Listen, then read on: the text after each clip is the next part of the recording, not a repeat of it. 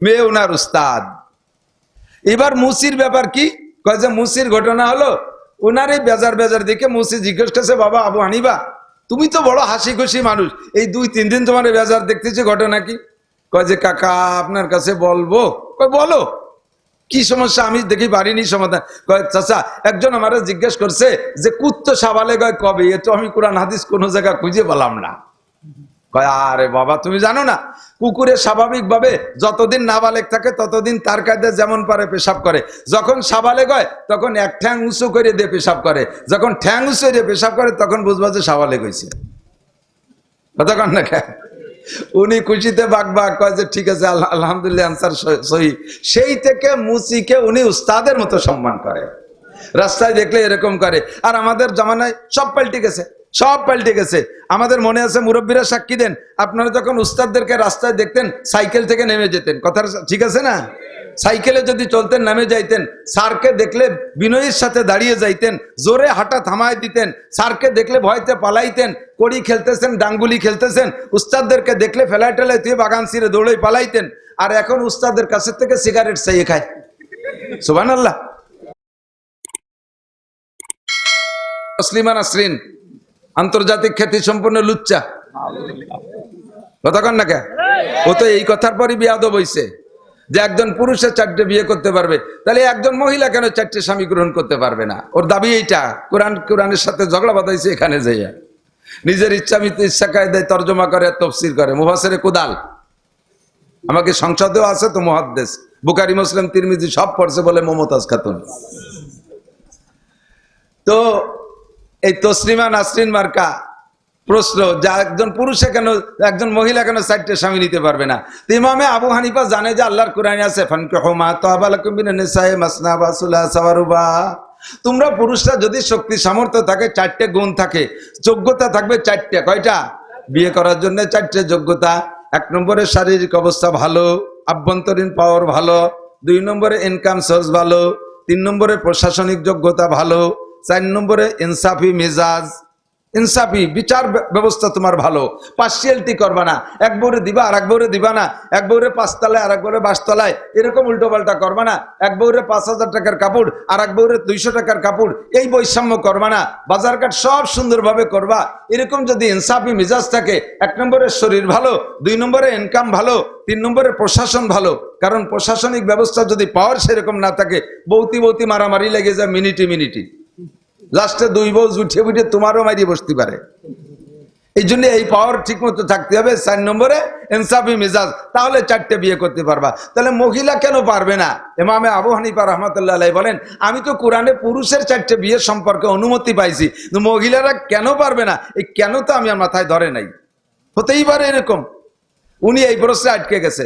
2 নম্বর একজনে এসে জিজ্ঞেস করছে, হুজুর নারীরা সাবালিকা হইলে তাদের শারীরিক গঠনের পরিবর্তন ঘটে, শরীর পরিবর্তন হয়, বিভিন্ন জায়গায় দেখলে বোঝা যায়। আর ছেলেরা সাবালেক হইলে তাদের দাড়ি মোজ গজায়, এ দেখলে টের পাওয়া যায়, কণ্ঠ মোটা হয়ে যায়, গলার এখানে একটা কাঠি উঁচু হয়ে ওঠে, এ দেখলে বোঝা যায়। তো বিভিন্ন প্রাণীর বিভিন্ন সিফাত আছে। তো কুত্তো সাবালেক হয় কবে, এটা একটু কন দি। এটা প্রশ্ন হলো, কন্ত কুত্তো সাবালেক হলিবা কি না হলিবা কি? সাবালেক কুত্তরে দেখি ইমামতি করবো নাকি? সাবালেক কুত্তর সাথে কি ছেলে মেয়ে বিয়ে দেবো নাকি? তা সাবালেক না নাবালেকে জানার দরকার কি? এক বদমাইশ আইসে একদিন ইমামে আবু হানিফা রহমাতুল্লাহ আলাইকে পরীক্ষা করতেছে। ইমামে আবু হানিফা রহমাতুল্লাহ আলাইহির স্বভাব আপনারা শুনেছেন, 40 বছরের ভিতরে রাত্রে ঘুমায় না, ঈশার ওজুদে ফজর পড়ছে। একদলে অভিযোগ করে, সে অভিযোগের জব ভিন্ন সময় এখন বলার সময় নাই। তো যেই লোকটা সারা রাত সজাগ থাকে, তার কি শরীরের চাহিদা দিনে একটু ঘুমাইতে হয় কিনা? তো উনি দিনের ঘুমটা ঘুমায় এলো, জোহরের নামাজের পরে একটু হালকা নাস্তা খেয়ে, খানা খেয়ে এরপরে ঘুমায়। তো সবে মাত্র ঘুমাইছে, দরজা বন্ধ করে এক যুবক এসে দরজায় কড়া নাড়তেছে। উনি সজাগ হয়েছে, সজাগে কেবল জিম আসছে এর মধ্যে, এসে বলছে, বাবা তুমি দরজা খুললে এই সময় কড়া নাড়লে? কয় যে হুজুর একটা মাসালা শুনতে আসছি, এই জন্য আমি পরে ভুলে যাই নাকি, তাই এখনই চলে আসছি, আপনি যে ঘুম তা তো জানি না। কয় বাবা বলো। কয় যে হুজুর তা বলবো, এই সবে মাত্র আপনার দরজা নাড়া দিতে তা ভুলে গেছি। আহা কি আর বলবো, বড়দের কিস্সা কই, কিন্তু নিজেদের স্বভাব বলতে গেলে ভয় পাই। তো হুজুর বললেন ঠিক আছে, তোমার যখন মনে হয় তুমি কালকে আবার এসো। ওই লোক চলে গেছে। কালকেও 10টায় আসতে বলছে, তা না আইসা আবার হুজুর যখন ঘুমাইতে গেছে সেই সময় আবার আইসা আবার দরজা নাড়ছে। হুজুর সেই তাজা গম ভাঙ্গিয়ে উঠে বলতেছে, বলো বাবা তোমার মাসালা কি? কয় যে হুজুর আল্লাহর কিরে কেবল ভুলি গেছি। তা ঠিক আছে, তুমি আগামীকাল 10টার দিকে এসো। আগামীকাল 10টায় আসতে গেছে, কালও 10টায় না আইসা সেই জোহরের পরে ঘুমের সময় আসছে। আইসা আবার দরজা নাড়াতেছে, হুজুর সেই তাজা গম কাঁচা গম ভাঙ্গিয়ে উঠে আসছে। আসার পরে বলছে, বাবা কি মশালা কও? কয় যে হুজুর মানুষের পায়খানা তিতিয়ে না মিটিয়ে। শুনিয়ে তোর লাভ কি, খাবি নাকি? মানুষের পায়খানা তিতে না মিটিয়ে শোনার দরকার কি? আমার কাছে হলি তো আমি ওরে চোখতি থাকলে বক্সিং দিয়ে সিট করে ফেলাই দিতাম। তুই 3 দিন পর্যন্ত ঘুম ভাঙ্গা যায় এই ছাতা জিজ্ঞেস করতে আসছিস। ঠিক ঠিক না? জেকের মেজাজ খারাপ হবে। হযরত মারা গেছে, আমি মনে মনে নিয়ত করে বসে রয়েছি, আজকে আইসা হুজুরের কাছে, কারি সাহেব হুজুরের কাছে মাপ চাবো। আমি এসে হুজুরের কাছে মাপ চাবো, আল্লাহর কসম পাক্কা নিয়ত আমার। কারণ আমি হুজুরের সাথে একটু আমার মেজাজের খিলাফ একটু আমল করে ফেলাইছি। হুজুর আমার বাড়ি দাওয়াত দিতে গেছেন যে সময়, আমি ফজরের নামাজের পরে কিছুক্ষণ তেলাওয়াত করে হালকা নাস্তা খেয়ে আমি একটু ঘুমাই। আমার ওই ঘুমটুকে ঘুম, আমারও সারা রাত ঘুমায় না। এরপরে যাব ক্লাস করব, পড়াবো। আমি যখন ঘুমাইতে গেছি সবে মাত্র ঘুম আসছে, এর মধ্যে যাইয়া কারি সাহেব হুজুর দরজা নাড়াতেছে। আমি দরজা খুলছি, কিন্তু আমার মেজাজটা আমি কন্ট্রোল করতে পারিনি। আমি হুজুরে বলছি, হুজুর আমি কেবলমাত্র ঘুমাইনি, সারা রাত ঘুমাইনি, আপনি এখন কেন আসছেন? এই শব্দটা আমি বলছি। আমি তো ইমামে আবু হানিফার গল্প দেই, কিন্তু আবু হানিফার আখলাক আর স্বভাব তো আমি নিতে পারি নাই। হুজুর চলে আসার পরে আমি সেই থেকে মর্মাহত, দুঃখিত। একজন মুরব্বী মানুষ আমারে মহাব্বত করে, আমি বড়দের উত্তরসূরি, আমি কেন হুজুরের সাথে এই শক্ত শব্দটা ব্যবহার করলাম? আমার হুজুরকে আল্লাহ তাআলা মাফ করে দিক, সবাই বলেন আমিন। আপনাদের সকলের উপস্থিতিতে হুজুরের ওয়ারাসা যারা আছে তাদের কাছে আমি ক্ষমা চাই, আমি রুহানি ভাবে হুজুরের কাছে ক্ষমা চাই। কারি সাহেব হুজুর আমাকে মাফ করে দিক, কিয়ামতের ময়দানে আল্লাহ তাআলা যেন আমাকে এর জন্য আটকায় না ফেলে। तुम आज ही ले मुझसे इंतकाम, बरोज़े क़यामत न रखे ये काम, खुदा पास मुझको रज़ालत ना हो, बरोज़े क़यामत खजालत ना हो। দুনিয়ায় যদি কারোর সাথে কোনো অমিল থেকে থাকে, কোনো লেনদেন থেকে থাকে, শক্ত আচরণ করে থাকেন, সমাধানটা দুনিয়ার থেকে করে নেন, তাহলে অতি সহজ। কিয়ামতের ময়দানে যাই অত সহজ হবে না। এই এক একটা কথার কারণে আপনাকে 1000 বছর দাঁড়িয়ে থাকতে হতে পারে। আল্লাহ তাআলা আমাদের সবাইকে মাফ করে দিক। ইমামে আবু হানিফার এবার এই প্রশ্নের জবাবে উনি বলতেছেন, বাবা আমি তো পায়খানা কোনোদিন মুখে দিয়ে দেখিনি, তিতে না মিঠে জানি না, তবে আমার ধারণা যে মানুষের কাঁচা পায়খানা মিঠা আর শুকনো পায়খানা তিতিয়া। বলার সাথে সাথে বলছে, হুজুর তাহলে কি শুকনো গু একটু খাইছেন কোনোদিন? এরে নামাইরে পারা যায়? ইমামে আবু হানিফার এই কয়। তো ইমামে আবু হানিফা রহমাতুল্লাহ আলাইহি বলতেছেন, না খাওয়া লাগবে না। আমার বাস্তব অভিজ্ঞতায় আমি বলি, সেটা হলো যে মানুষের পায়খানা যতক্ষণ কাঁচা থাকে ততক্ষণ তার উপরে মাছি পড়ে, আর মাছির স্বভাব কোনোদিন কোনো তিতে জিনিসের উপরে পড়ে না, মিঠের উপরেই পড়ে। কাজেই অনুমান যে পায়খানা কাঁচা থাকলে মিঠে, তাই তার উপরে মাছি পড়ে, আর শুকোয় গেলে তিতে হয়ে যায়, এই জন্য শুকনো গুড় উপরে মাছি পড়ে না। আমি সেই হিসেব করে বলছি। হয়েছে তোমার মশালা হয়েছে? জাযাকাল্লাহু আহসানাল জাযা। আগে তো ছেলেটারে রাগ করছি, এখনো পর্যন্ত তারে গালি দেওয়ার নিয়ত রাখছি, কিন্তু ছেলেটার উদ্দেশ্য ভালো। ছেলেটার সঙ্গে সঙ্গে হযরতের পায়ে ধরে মাপ চাইয়া বায়াত হয়ে বলতেছেন, হযরত আমি আজকে 3 দিন পর্যন্ত একটা লটারিতে ছিলাম, এই লটারিতে আজকে আমি হেরে গেছি। আমার এক বন্ধুর সাথে আমার ঝগড়া হচ্ছিল যে সারা উম্মতে মুহাম্মাদির ভিতরে সাহাবায়ে কিরামদের পরে আইসা সারা দুনিয়ার সমস্ত মানুষের ভিতরে সবচেয়ে বড় ধৈর্যশীল, সবচেয়ে বড় শান্ত মেজাজের আর ধৈর্যশীল মানুষকে। তো আমরা দুইজনে ঝগড়া করতেছি, আমার বন্ধু বলছে সুফিয়ান সৌরি রহমাতুল্লাহ আলাইহি সবচেয়ে বড় না, আমার বন্ধু বলছে ইমামে আবু হানিফা সবচেয়ে বড় ধৈর্যশীল, আর আমি বলছি সুফিয়ান সৌরি সবচেয়ে বড় ধৈর্যশীল। তখন আমার বন্ধুর সাথে এ নিয়ে আমাদের একটা চলছে, একটা বাজি চলতেছে। তা আমি আপনাকে প্রমাণ করার জন্য যে ধৈর্যশীল কে বেশি, এই জন্য 3 দিন আপনাকে বিরক্ত করছি। আল্লাহর কসম আপনি সুফিয়ান সৌরির চাইতেও বড় ধৈর্যশীল। আমার দোস্ত জিতে গেছে, আমি বাজিতে হেরে গেছি, আমি আজ থেকে আপনার কাছে নতুন করে বায়াত গ্রহণ করলাম। সুবহানাল্লাহ বিহামদি। এসে গেল বললাম দোস্ত এই ইমামে আবু হানিফা রহমাতুল্লাহ আলাইহি উস্তাদ হিসেবে মানতেছে কারে? মুসিরে। প্রশ্ন হলো কুত্ত সাবালে গয় কবে? তো ইমামে আবু হানিফা রহমাতুল্লাহ 2টে মাসলা আটকে গেছেন। বাসায় গেছেন যখন মেয়েতে বলতেছেন মেয়ের নাম হলো হানিফা, মেয়ের নাম কি? হানিফা। আর ইমামে আবু হানিফার মূল নাম হলো নোমান ইবনে সাবেত, ওনার নাম নোমান, বাপের নাম সাবেত। এই ওনার মেয়ের নাম হানিফা। হানিফা বলতেছে আব্বা আপনি এত হাসি খুশি মেজাজের মানুষ, এই কয়দিন আপনাকে একটু টেনশনে দেখতেছি, একটু বেজার দেখতেছি, কারণ কি? তো ইমামে আবু হানিফা বলতেছেন মা আমাকে একটা মাসালায় আটকায় ফেলাইছে, এই জন্য পারতেছি না জব দিতে, এই জব খুঁজে পাচ্ছি না বিদায় টেনশনে আছি। বলেন আব্বা মাসালা কি? তো উনি ওই কথাটা বলছেন যে একটা ছেলেতে 4টে পুরুষ মেয়ে বিয়ে করতে পারে, একটা মেয়ে কেন 4টে ছেলে সাথে বিয়ে বসতে পারে না? তো মেয়ে হেসে দিয়ে বলতেছে আব্বা কুরআন হাদিসে কি আছে আল্লাহ মালুম, আমি জানি না, আপনি সারা দুনিয়ার বড় আলেম, তবে আমার বুঝ এই আয়াতের থেকে যে এই কথার দ্বারা যে কেন পারে না একজন পুরুষের 4টে বিয়ে করতে পারে আর একজন মহিলা 4টে ছেলের সাথে বিয়ে বসতে না পারার কারণ সম্ভবত এরকম হবে যে একজন পুরুষের যদি 4টে বিয়ে করে আর 4টে মহিলার গর্ভে যদি 4টে পুত্র সন্তান হয় বা 4টে কন্যা সন্তান হয়, 4টে সন্তান হয়, 4টা সন্তানের বাপের পরিচয় একজন পুরুষের সাথে দেওয়া যায়, ঠিক না? বাপের পরিচয় দেওয়া যায়। আর যে মায়ের পেটে জন্ম নিয়েছে সে মা তো মা আছেই, তার আইডি কার্ড করতে কোনো সমস্যা হবে না। কিন্তু একজন মহিলা যদি 4টে পুরুষের সাথে বিয়ে বসে আর একটা মহিলা যদি গর্ভধারণ করে, গর্ভধারণ তো করবে একজনই, কয়জন? একজনই, ওই মহিলাটাই গর্ভধারণ করবে। এবার এই গর্ভের বাচ্চা ডেলিভারির পরে ওই 4জন পুরুষের ভিতরে যুদ্ধ শুরু হয়ে যাবে। মেয়ে বাচ্চাটা যদি হয় অনেক সুদর্শন একটা পুরুষ, সালমান শাহর মতো একেবারে টলমলে নায়ক হয়, তাহলে 4 পুরুষে বলবে যে ওটা আমার ছেলে। এবার পুরুষে কুত্তে মারামারি হইয়া গ্যাঞ্জাম বাধা 4টে শেষ, কতক্ষণ? আর যদি বাচ্চাটা হয় একেবারে বুসা কানা একটা মাইয়ে কালা হয়, একেবারে হাফসি মার্কা কালা, তাহলে 4টা কয় যে আমার না, কতক্ষণ না কে ঠেলাঠেলি হবে তোর, এই ঠেলাঠেলি করে ওই 4টে মারামারি হয়ে কাজে ডাঙ্গারি মরবে।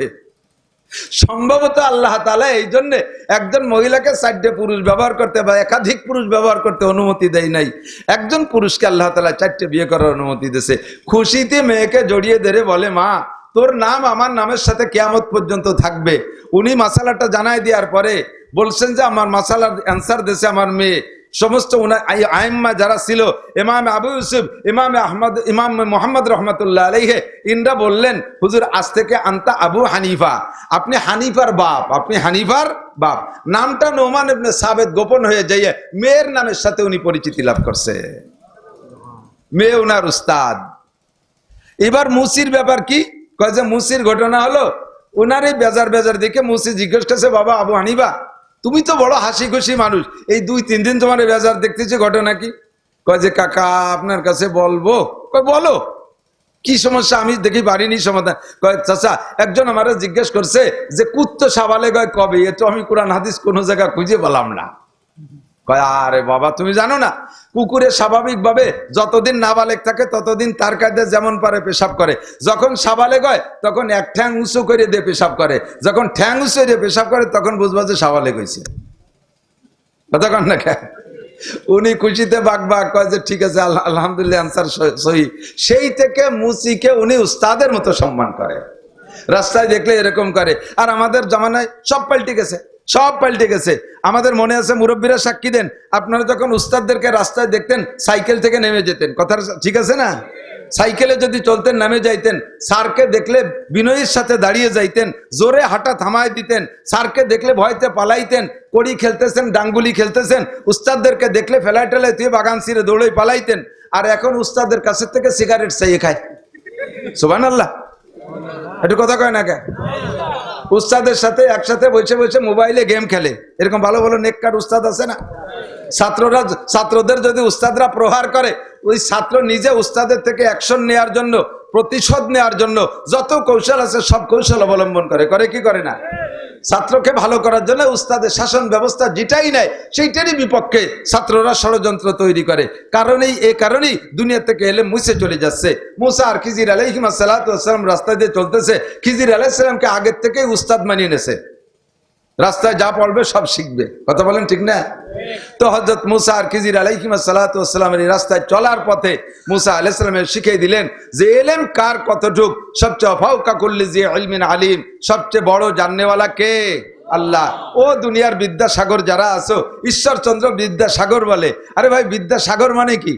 মুসা আলাইহিস সালাতু ওয়াস সালাম তৌরাতের 1000 পারা তৌরাতের হাফেজ, 1000 পারা তৌরাতের হাফেজ, তার এলেম যদি হয় পাখির ঠোঁটের 1 ফোঁটা পানি, তাহলে দুনিয়ার বিদ্যাসাগর বলতে আর কেহ হতে পারে?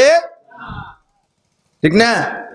তো আল্লাহ পাক রব্বুল আলামিনের কাছে সব এলেম। আল্লাহ কয় যত কিছু আবিষ্কার করো না কেন, আমি রব্বুল আলামিনের এলেমের সামনে কিছু পারবা না। 5টা জিনিস তোমাকে জানতে দেব না, 5টা জিনিস তোমাকে জানতে দেব না। তুমি যত পণ্ডিত হও না কেন, এই চায়নারা ধান ছাড়া চাউল বানাচ্ছে, হাঁস মুরগি ছাড়া ডিম বানায়, ঠিক না? শুনছেন না? হাঁস মুরগি ছাড়া ডিম। আর সে ডিম বানাইছে কত কায়দায়। সে ডিমের স্বভাব আর আমাদের হাঁসের ডিমের স্বভাবও একরকম। ওর মধ্যেও কুসুম আছে, বিজলি আছে, এর মধ্যেও কুসুম আছে, বিজলি আছে। ওটা কড়াইতে দিলি সেট করি ওঠে, এও কড়াইতে দিলি সেট করি ওঠে। ওরও সেদ্ধ করলে জমে যায়, এরও সেদ্ধ করলে জমে যায়। ওরও খাইতে যেমন লাগে, এরও খাইতে তেমন লাগে। এই হাঁস মুরগি ছাড়া ডিম বানাইছে আল্লাহ কয় 5টা জিনিস পারবা না। কয়টা? 1 নম্বরে ইন্নাল্লাহা ইনদাহু ইলমুস সাআ, কিয়ামত কবে হবে এটা জানো না। প্রত্যেকটা মানুষের জন্য 2টা কিয়ামত, প্রত্যেকটা মানুষের জন্য কিয়ামত। একটা হলো পার্সোনাল কিয়ামত, আর একটা হলো আন্তর্জাতিক কিয়ামত। একটা হলো ব্যক্তিগত কিয়ামত, আর একটা হলো ইন্টারন্যাশনাল কিয়ামত। সারা দুনিয়া জুড়ে কিয়ামত।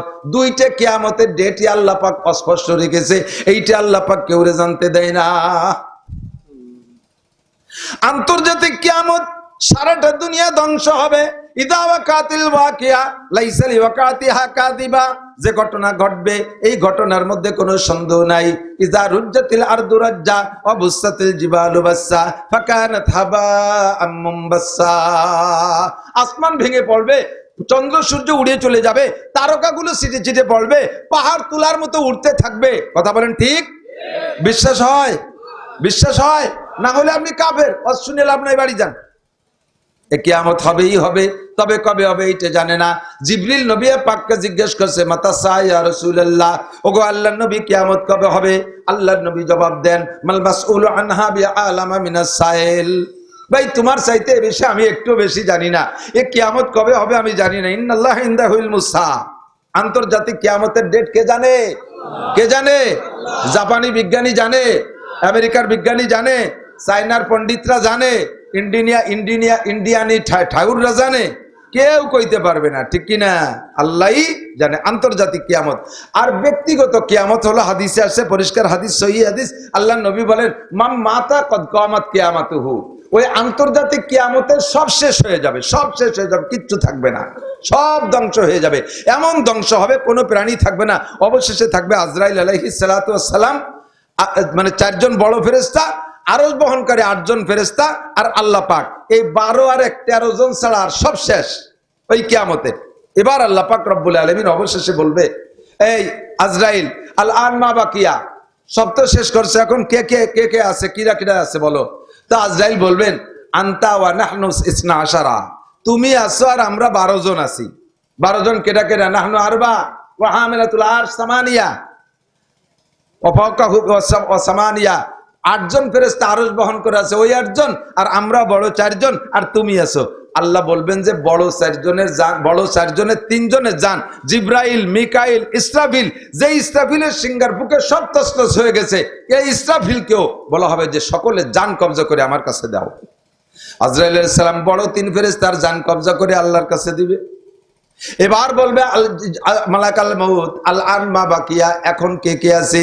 কয় সামানিয়া ওয়া আনা ওয়া আনতা, 10 জন আছে, 8 জন ফেরেশতা আরশ বহনকারী, তুমি আর আমি। আল্লাহ পাক বলবেন আরশ বহনকারী 8 জনের জান কবজা করে আমার কাছে দাও। এবার 8 জন ফেরেশতার জান কবজা করতে যে মালাকুল মউত আজরাইল বলবে আল্লাহ এই 8 জন তো তোমার আরশ উঁচু করে রেখে আছে, এদের মেরে ফেললে তো তোমার আরশ পড়ে যাবে। আল্লাহ পাক বলেন আজরাইল তুমি পড়ো কুল হু আল্লাহু আহাদ, পড়েন কুল হু আল্লাহু আহাদ আল্লাহুস সামাদ আল্লাহুস সামাদ আল্লাহুস সামাদ। আল্লাহ কয়জন? একক। আজরাইল দেদে পড়াইয়া এবার কয় পড়ো আল্লাহুস সামাদ। পড়ছে আজরাইল আল্লাহুস সামাদ। বলো আজরাইল তর্জমা কি? কয় আল্লাহ তুমি অমুখাপেক্ষী, তুমি কাহারো কাছে ঠেকানা, আরশ বহনকারী ফেরেশতার কাছে ঠেকানা। দুনিয়ার বহু দেব দেবী দেখছি, তারা তাদের ভক্তদের কাছে ঠেকা। তুমি আল্লাহ এমন আল্লাহ না যে বছরে তোমার গাছতে একবার রং উঠে যায়, তাই বিদেশি মিস্ত্রি আইনে তোমার রং দিয়া লাগে। তুমি আল্লাহ এমন দুর্বল না যে তোমার পিছন দিয়ে বাঁশ দিয়ে ঠেকায় রাখা লাগে। তুমি আল্লাহ বছরে বছরে পড়িয়ে যার ভয়তে 3 পাশে বাঁশ বাঁধতে ঠেয়া রাখা লাগে, এরম আল্লাহ তুমি না। আল্লাহুস সামাদ। কথা বলেন ঠিক না? আমার আল্লাহর কি বছরে রং উঠে যায়? ইন্ডিয়াতে মিস্ত্রি এনে পালিশ করা লাগে, আল্লাহ মাঝে মাঝে হেলে দুলে পড়ে যায়, বাঁশ বাঁধায় রাখা লাগে। আর অনেকের রাখা লাগে কি লাগে না? আল্লাহুস সামাদ। মেরে দাও আরশ বহনকারী 8 জনকে। দেখো আমি আল্লাহ জায়গায় থাকি কি থাকি না। এবার 8 জনের জান কবজা করে আল্লাহর কাছে দেওয়ার পরে দেখে যে আল্লাহ আলা হালিহি, আল্লাহ যেমন থাকা দরকার তেমনই তার আরশে আজিবে অবস্থানরত আছে। কোন সুবহানাল্লাহ। এবার আজরাইলকে জিজ্ঞেস করে আলান মা বাকিয়া, এখন কেটা কেটা আছে কও? আজরাইলকে আনতা ও আনা, তুমি আর আমি এই 2 জন আছি। আল্লাহ বলেন আজরাইল আমি আল্লাহ পাক রব্বুল আলামিন কুল্লু শাইইন হালিকুন ইল্লা ওয়াজহুল্লাহ, সব ধ্বংস হবে, একা আমি থাকবো, কোনো ফেরেশতা থাকবে না, কেউ থাকবে না, সব মারা যাবে। তুমি আজরাইল পড়ো কুল্লু নাফসিন যায়িকাতুল মাউত পড়ো। আজরাইল পড়ছে কুল্লু নাফসিন যায়িকাতুল মাউত। আল্লাহ বলে তরজমা জানো? কয় জানি। মানে কি কও? কয় সব প্রাণী মারা যাবে, শুধু তুমি থাকবা। কে থাকবে? আল্লাহ। তো আজরাইল সব প্রাণী যদি মারা যায়, মাংস তো সব প্রাণী, তুমি কি প্রাণী? আজরাইল তুমি কি প্রাণী? জি আল্লাহ আমিও তো প্রাণী। তো সব প্রাণী যদি সব শব্দটা প্রয়োগ যদি করতে হয় তাহলে তোমাকেও মরতে হবে। আজরাইলকে আল্লাহ আমি তো সবাইরে মারছি, আমারে কে মারবে? আল্লাহ কয় তুমি শুধু আত্মহত্যা করবা, তুমি আত্মহত্যা করবা, তোমারে তুমিই মারবা। তা আজরাইল বলে আল্লাহ আমারে আমি কিভাবে মারবো? কয় যে এইভাবে তুমি বুকের উপরে হাতটা থাবা মেরে মুঠ করে টান দিবা, ওই ফাঁকে তোমার জান বেরিয়ে যাবে। মারবে কে? আল্লাহ। কে মারবে? আজরাইল বুকের পর হাত মেরে যখন মুঠ করে টান দিছে, তখনই তার জানটা বেরিয়ে যায়।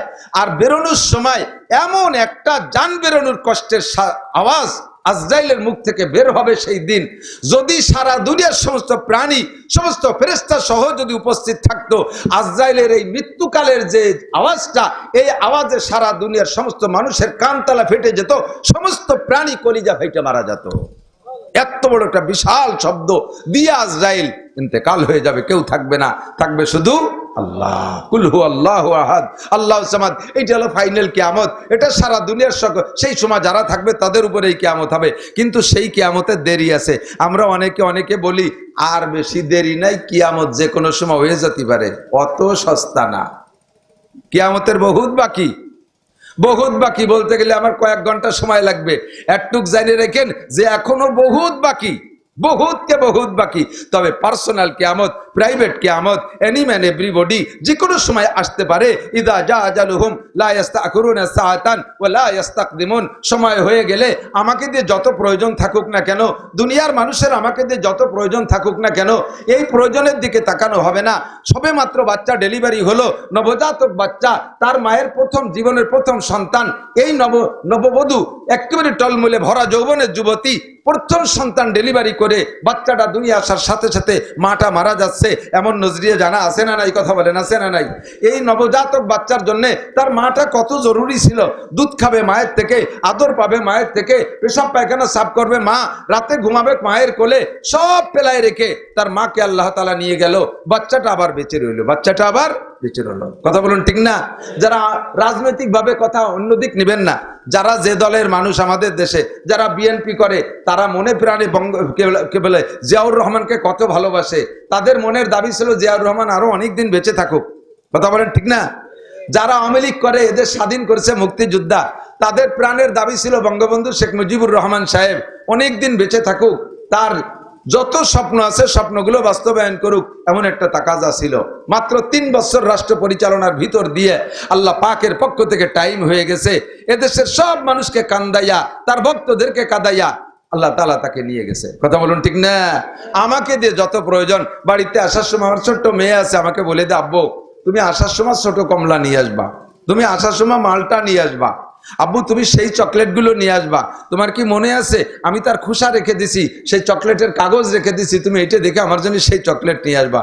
আগে একদিন যে মালাই আনলে না আব্বু 250 টাকা পিস, ওই মালাই আমার জন্য 2টা নিয়ে আসবা। আমার এতে তার কত দরকার, আমার কাছে তার সব চাহিদা, কিন্তু আমি বাড়ি ফিরে যাব কি যাব না সেও জানে না, আমিও জানি না। আমার বাচ্চার এগুলো আমার ভিতরে হিসাব থাকে। বড়দের কোনো কথা মনে না থাকলেও ছোট বাচ্চাদের এই দেওয়া বাজারগুলো আমার খুব মনে থাকে।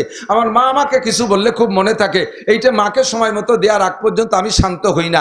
আমাকে দিয়ে আমার মায়ের অনেক দরকার, আমাকে দিয়ে আমার সন্তানের অনেক দরকার, আমার মাদ্রাসায় আমাকে দিয়ে অনেক দরকার। আমি আমার মাদ্রাসার প্রতিষ্ঠাতা না, আমার চাচা মাওলানা আব্দুল ওয়াহাব সাহেব, আব্দুল মান্নান সাহেব প্রতিষ্ঠাতা। ছোট্ট একটা টিনির ঘর 13 সালে আমি পাইছি, আমাকে কমিটির সভাপতি বানাইছে। 8 বছর সভাপতিত্বের পরে আমার মোহতামেম বানাইছে, 3 বছর মোহতামেমি করি। এই কুরবানির পরে উস্তাদদের বেতন দেব, ভাগ করতে যাইয়া আমার ক্যাশিয়ারকে বললাম, যে অফিসিয়ালকে বললাম, উস্তাদদের কার কত বেতন বাকি আছে একটা চার্ট করে আমাকে দেন, আমি টাকা দেব। এবার চার্ট করে নিয়ে আসছে, কের 3 মাস বাকি, কের 4 মাস বাকি, কের 5 মাস, কের 1 মাস, কের 10 দিন, কের 5 দিন, কের বেশি নিয়া বিভিন্ন রকম আছে যে যেমন মানুষ। আমার নামের ওই জায়গা দেখি 9,20,000 টাকা বাকি। 3 বছর 1 মাসে আমার 9,20,000 টাকা বেতন হয়েছে, সব বাকি। গত 1 বছরের মাদ্রাসায় আমার টাকা নেছে 39 লাখ। ঘর বাড়ি সব বানাইছি আমি, বেতন দেই আমি, বডিকে চাউল কিনি আমি, সুন্দর একটা পরিবেশ গড়ছি আমি। মানুষে বলে যে এই লোকটা মারা গেলে মাদ্রাসা চলবে কি করে। আমার মতো মোহতামেম, আমার মতো নাসিরকে দিয়ে মাদ্রাসা অত্যন্ত দরকার, কিন্তু আমার সময় যখন হয়ে যাবে কোনো দরকারে আমাকে ধরে রাখতে পারবে? কথা বলেন পারবে? বঙ্গবন্ধুরে পারে নাই, জিয়াউর রহমানকে রাখতে পারে নাই, এরশাদ সাহেবকে রাখতে পারে নাই, সদর সাহেবকে রাখতে পারে নাই, আহমদ শফি সাহেবকে রাখতে পারি নাই, ও দোস্ত দুনিয়ার কেউ রাখতে পারি নাই, আমাকেও রাখতে পারবে না কেউ। আমাকে দিয়ে যত প্রয়োজন হোক না কেন, কারি সাহেব হুজুরকে দিয়ে তার সন্তানদের কত দরকার ছিল, ওই মাদ্রাসা এই মাদ্রাসার খাদেম ছিল, যখনই তার সময় হয়ে গেছে আর রাত পার ভার হয় নাই, রাতারাতি চলে গেছে, আমারে দাওয়াত দিয়ে আসছে, আজকে আমি তাকে পাই নাই। এমন করে যে কোনো মুহূর্তে আমার আপনার ডাক আসতে পারে। প্রস্তুতি নাও মুসলমান, প্রস্তুতি নিয়ে রাখো। Any time every day, day আর নাইট নাই, সকাল আর সন্ধ্যা নাই, রাত আর দিন নাই, মাস আর বছর নাই, সময়ের কোনো সুযোগ নাই, যে কোনো সময় ডাক আসতে পারে। আমি যাব কি নিয়ে, এর একটা প্রস্তুতি আমাকে নিয়ে থাকতে হয়। প্রস্তুত থাকেন, যখনই ডাক আসে আমি রেডি। কথা বলেন, যখনই ডাক আসে আমি রেডি। আজরাইলকে কথা বললে কখনো ফিরে যাবে না। আপনার পাট জাগতেছেন, আপনারা তো পাটওয়ালা এলাকার মানুষ, এদিকে পাট আছে না? পাট কি কয়? ডিস্ট্রিক্ট পাট। ডিস্ট্রিক্ট পাট বলতেই আপনাদের নগরকান্দা, সালতা, ভাঙ্গা, মকসেদপুরের পাটের নাম ডিস্ট্রিক্ট পাট। সোনালি আসে, সোনালি রংটা এখনো আপনাদের এলাকার পাটে পাওয়া যায়, আমাদের ওদিক সোনালি নাই, গোপালি হয়ে গেছে।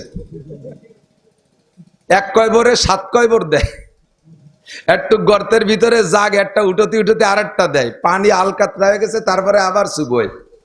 আমার যে জমিগুলো আছে এই জমির পাট সবচেয়ে পরে কাটে শেষে জাগ দেয়, ও আর বেশি খাতি পারি না, আল্লাহ বাসারি। তো আপনাদের এলাকায় পাট জাগ দিয়েছেন, 5টা জাগ একেবারে নগদ জাগ হয়ে গেছে, কিষেন পান নাই, কামলা পান নাই, নিজে পাট বাস্তি বসে গেছেন, এর ভিতরে পরানের ভিতরে ধড়ফড় করে কাঁপতেছে, ব্যথা ব্যথা ঠেকতেছে। কানে কানে আজরাইল কয়, চাচা তাড়াতাড়ি রেডি হও, সময় হয়ে আইছে। যদি আজরাইল কানে কানে আপনার রেড সিগন্যাল দেয়, আপনি কি আজরাইলে বলতে পারবেন, মিয়া টের তো পাও না, পাট বাসার দায়িত্ব তো নাই, এই জন্য গপা গপ মারিয়ে সাফ করিয়ে বেলায় দিচ্ছ। আমার বেটার 5টা জাগ পাট জাগ হয়ে গেছে, এই পাট বাইসে উঠানোর আগে আর আইসো না। এ কলি কি আজরাইল বলবে, আচ্ছা তা ঠিক আছে, পাট বাস্তি থাকেন, আমি অন্য ফড়াইতে ঘুরিয়ে আসি? বলবে তোর পাট থো, তাড়াতাড়ি ওঠ, নাহলে কাঁচা খুলিয়ে সার, নাহলে কাঁচা অবস্থায় শোয়াই দেবো। কতক্ষণ মারতে পারে কি পারে না, যে কোনো সময় ধরতে পারে কি পারে না।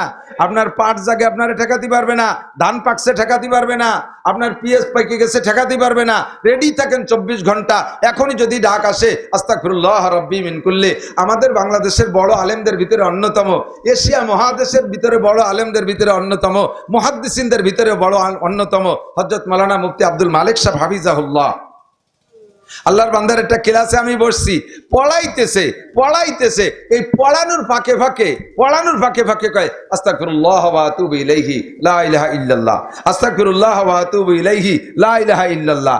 এই পড়ানোর মাঝে মাঝে, হাদিস পড়ানোর মাঝে মাঝে পড়ে, আস্তাগফিরুল্লাহ ওয়া আতুবু ইলাইহি লা ইলাহা ইল্লাল্লাহ। উদ্দেশ্য কি বলেন তো? আমি ওনার কাছে শুনি নাই, আমি ওনার থেকে শিক্ষা গ্রহণ করেছি। কারণ আস্তাগফিরুল্লাহ ওয়া আতুবু ইলাইহির মানে আমি বিগত জীবনের সব গুনাহ থেকে ক্ষমা চাই, ভবিষ্যতে গুনাহ করব না বলে প্রতিজ্ঞা করলাম। এটা হলো ইস্তেগফার আর তওবা, এর দ্বারা সব গুনাহ মাফ। কোন সুবহানাল্লাহ।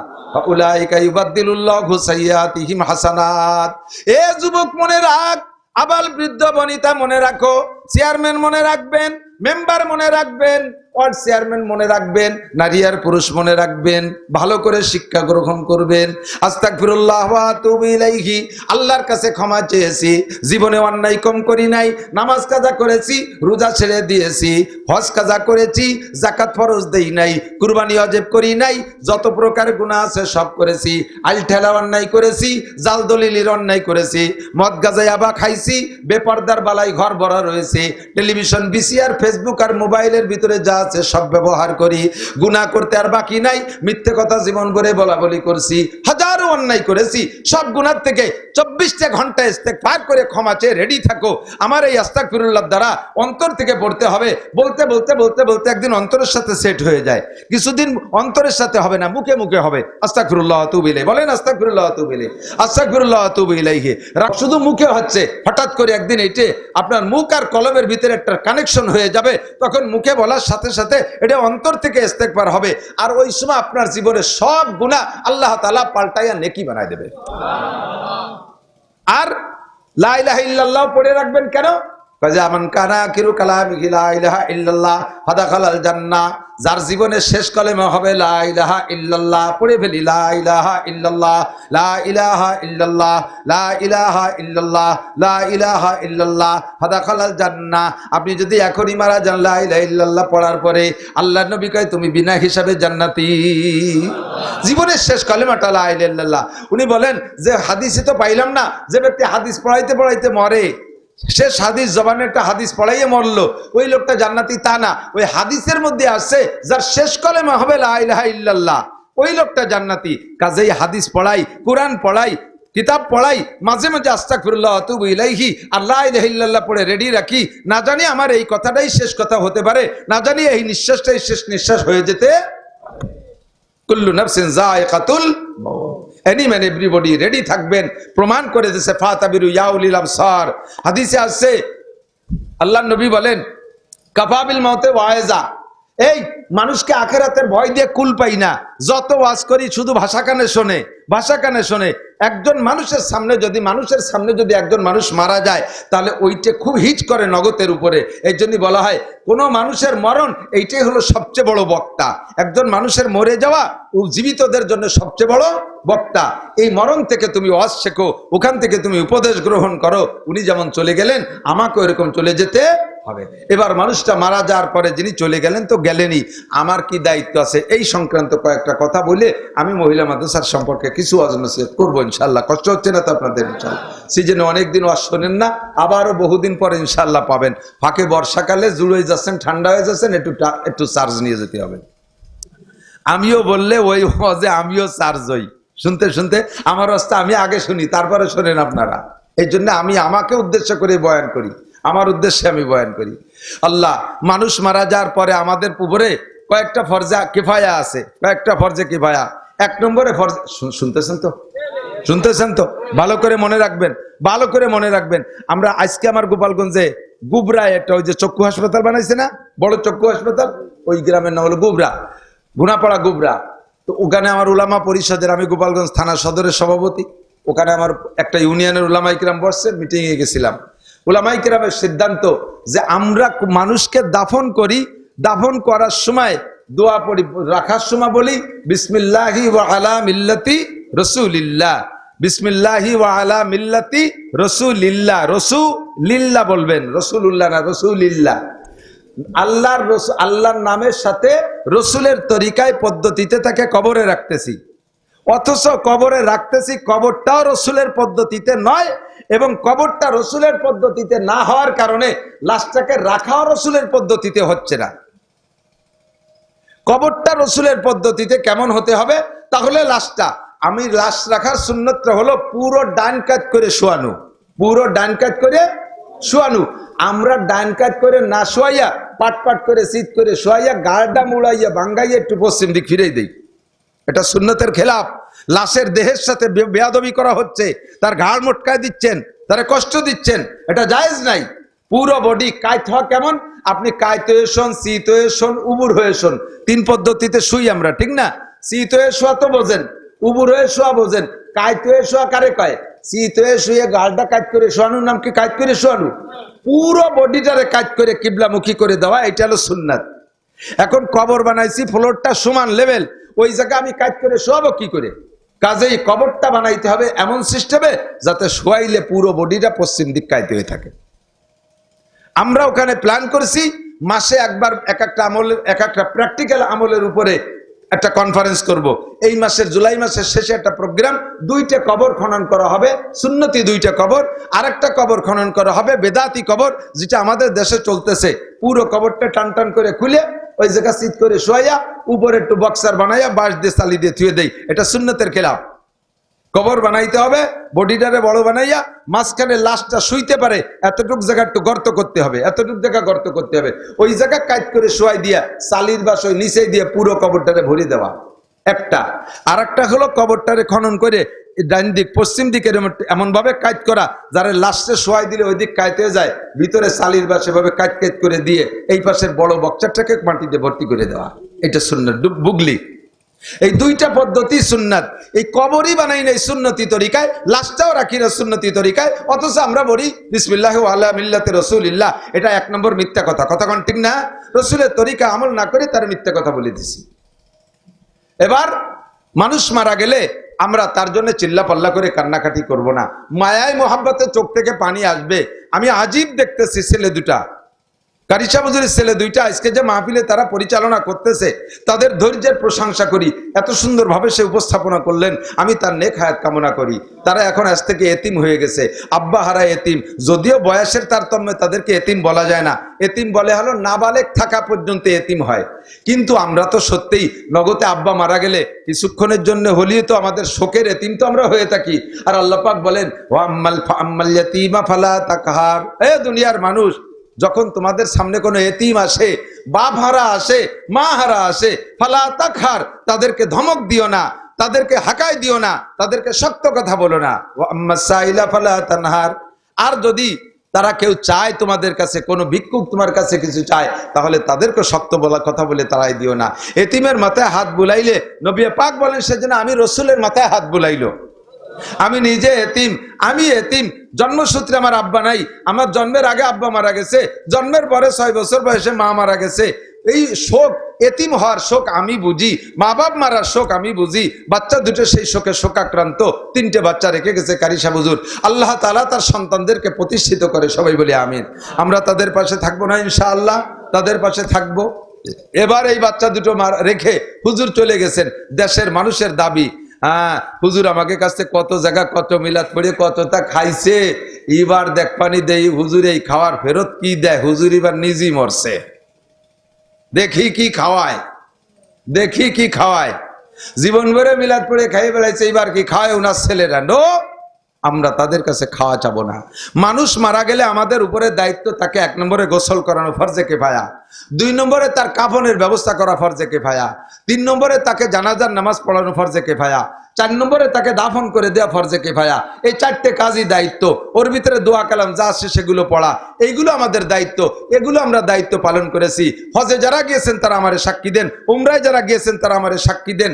প্রত্যেক দিন হেরেম শরীফে 5 ওয়াক্ত নামাজে, হেরেম শরীফে 1 ওয়াক্ত মিস হতে দেখি নাই, মসজিদে নববীতে কখনো কখনো মিস হতে আমি দেখছি, জানাজার থেকে মিস। হেরেম শরীফে 1 ওয়াক্ত মিস নাই, 5 ওয়াক্ত নামাজের পরে জানাজা আছে। হাজী সাহেব থাকলে বলেন, একটু 2-1 থাকলে সাক্ষী দেন, দেখছেন না 5 ওয়াক্ত জানাজা আছে না? কোনো একটা জানাজার পরে কি ঘোষণা শুনছেন যে আগামী 7 দিন পরে মিলাদ হবে? শুনছেন কোনোদিনও? আরে মিয়া, বাদশাহ আব্দুল্লাহ, এই যে বর্তমান বাদশাহ তো সালমান, এই সালমানের ভাই আব্দুল্লাহ, উনি তো খুব প্রশংসিত বাদশাহ ছিল, সুলতান আব্দুল্লাহ। আমি গিয়েছি, উনি আব্দুল্লাহ সে বছর মারা গেল, উমরায় গেছি। এই লিয়াকত ভাই আমার সাথে ছিল, মৌলানা লিয়াকত সাহেব নগর কান্দার। তো আমরা রিয়াদে গেছি, রিয়াদে আব্দুল্লাহ, বাদশাহ আব্দুল্লাহর জানাজায় শরীক হতে পারি না। আমার মাহফিল, আমাদের মাহফিল ছিল রিয়াদের এক সাইডে শহরেই। তো পরের শুক্রবারে গেছি আমি হেরেম শরীফে, জানাজা হওয়ার পরে 2 দিন না 3 দিন পর জুমা পড়ছি হেরেম শরীফে কাবার মসজিদে।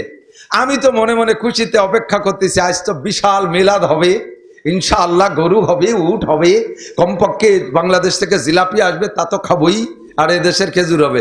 সে মিলাদ টিলাদের কোনো খবর নাই।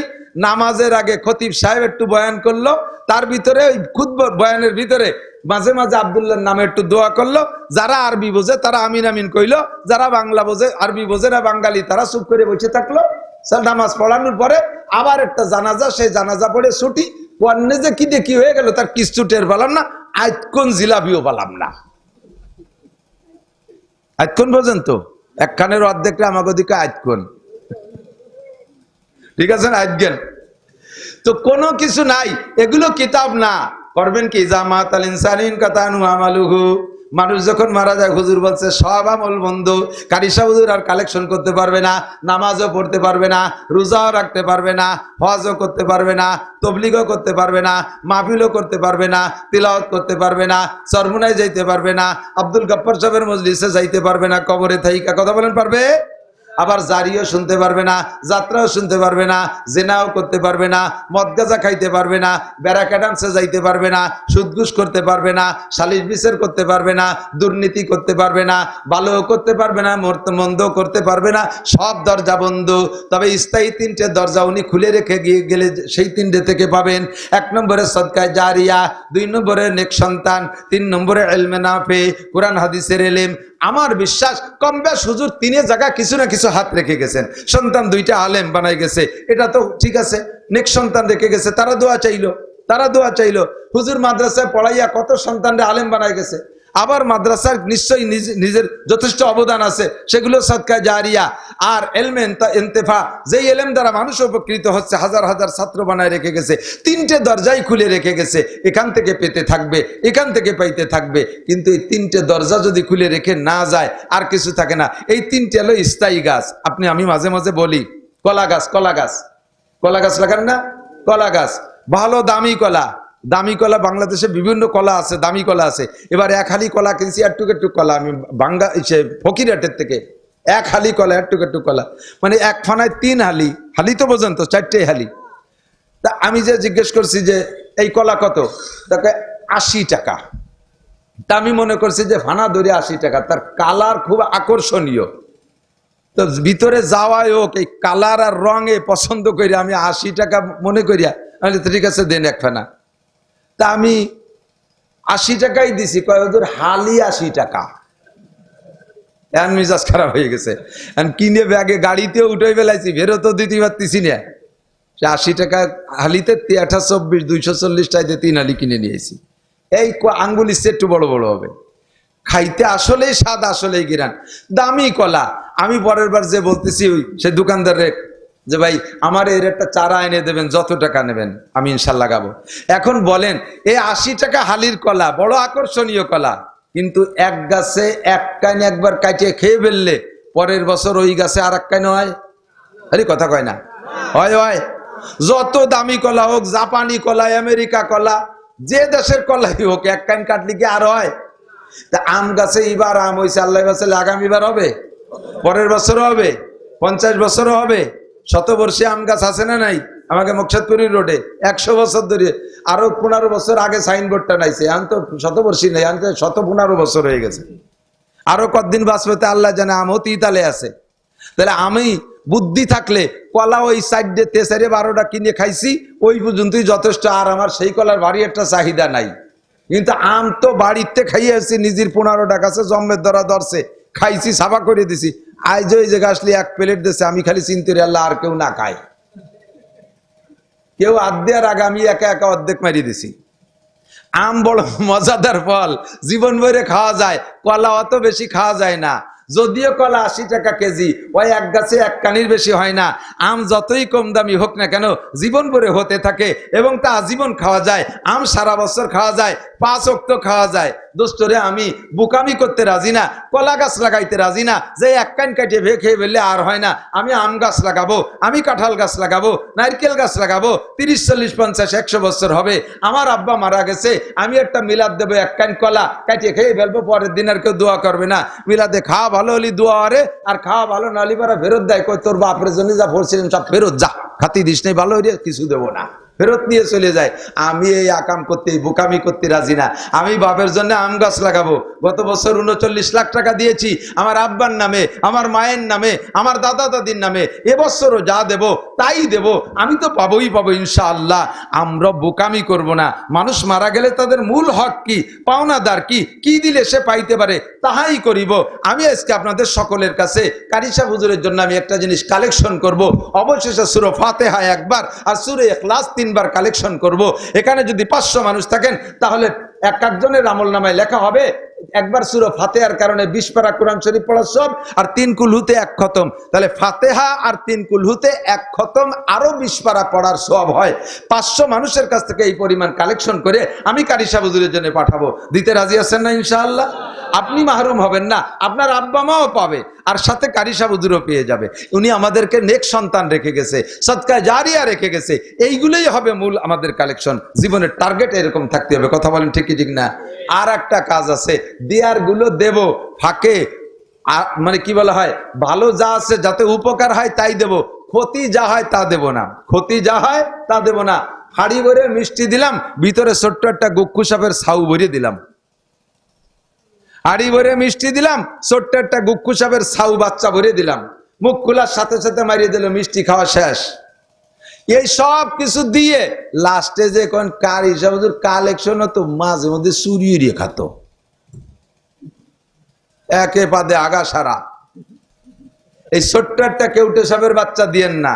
পরিষ্কার হাদিস, আল্লাহ নবী বলেন উজকুরু মাহাসিনা মাউতাকুম, তোমাদের যারা মারা গেছে তারা বড় অসহায়, তাদের জন্য কিছু দিতে না পারলেও কেউটে সাপের বাচ্চা হাড়ির মধ্যে দিও না, তাদের কোনো দোষ চর্চা করো না। উনি বড় অসহায়, গিবাত করলে প্রতিশোধ নিতে পারতেছে না, কবরে যে পিটাইলে প্রতিশোধ নিতে পারতেছে না, গালি দিলে তার জবাব দিতে পারতেছে না। কথা বলেন পারবে? পারবে না। উনার কিছু প্রশংসা করলে উনার উপকার হবে, উনার উপকার হবে। আরে ভাই, আমার দ্বারা যদি কোনো মানুষ জান্নাতে যায় তাতে আমার লস আছে? আমি তো দোয়া করি নরেন্দ্র মোদী যেন ভেস্তে যায়, আমি দোয়া করি এই ডোনাল্ড ট্রাম্প যেন ভেস্তে যায়, আমি দোয়া করি জো বাইডেন যেন ভেস্তে যায়, আমি দোয়া করি অং সান সু চি যেন ভেস্তে যায়। ভেস্তে যাইতে জন্য যা লাগবে তা ছাড়া তো আর ভেস্তে যেতে পারবে না। তার মানেই তোরা ভেস্তে যাইতে যেন ইমানদার হয়। কোন আমিন? তাহলে এরা জীবন ভরে মুসলমানদেরকে কষ্ট দিয়েছে, ওরা যদি কলেমা পড়ে ভেস্তে যায়, আপনারা খুশি না বেজার? বেজার। আমি তো দুমা খুশি। আরে আমারে বেচতে না দিও যদি তাদের বেচতে যায়, তারা যদি ইমানদার হয় তাহলে তারপরে আমি খুশি। কারণ তাই এই বড় বড় নেতারা একটা যদি ইমানদার হয়, তার ওসিলায় হাজার লক্ষ কাফের মুশরিক ইমানদার হয়। ঠিক কি ঠিক না?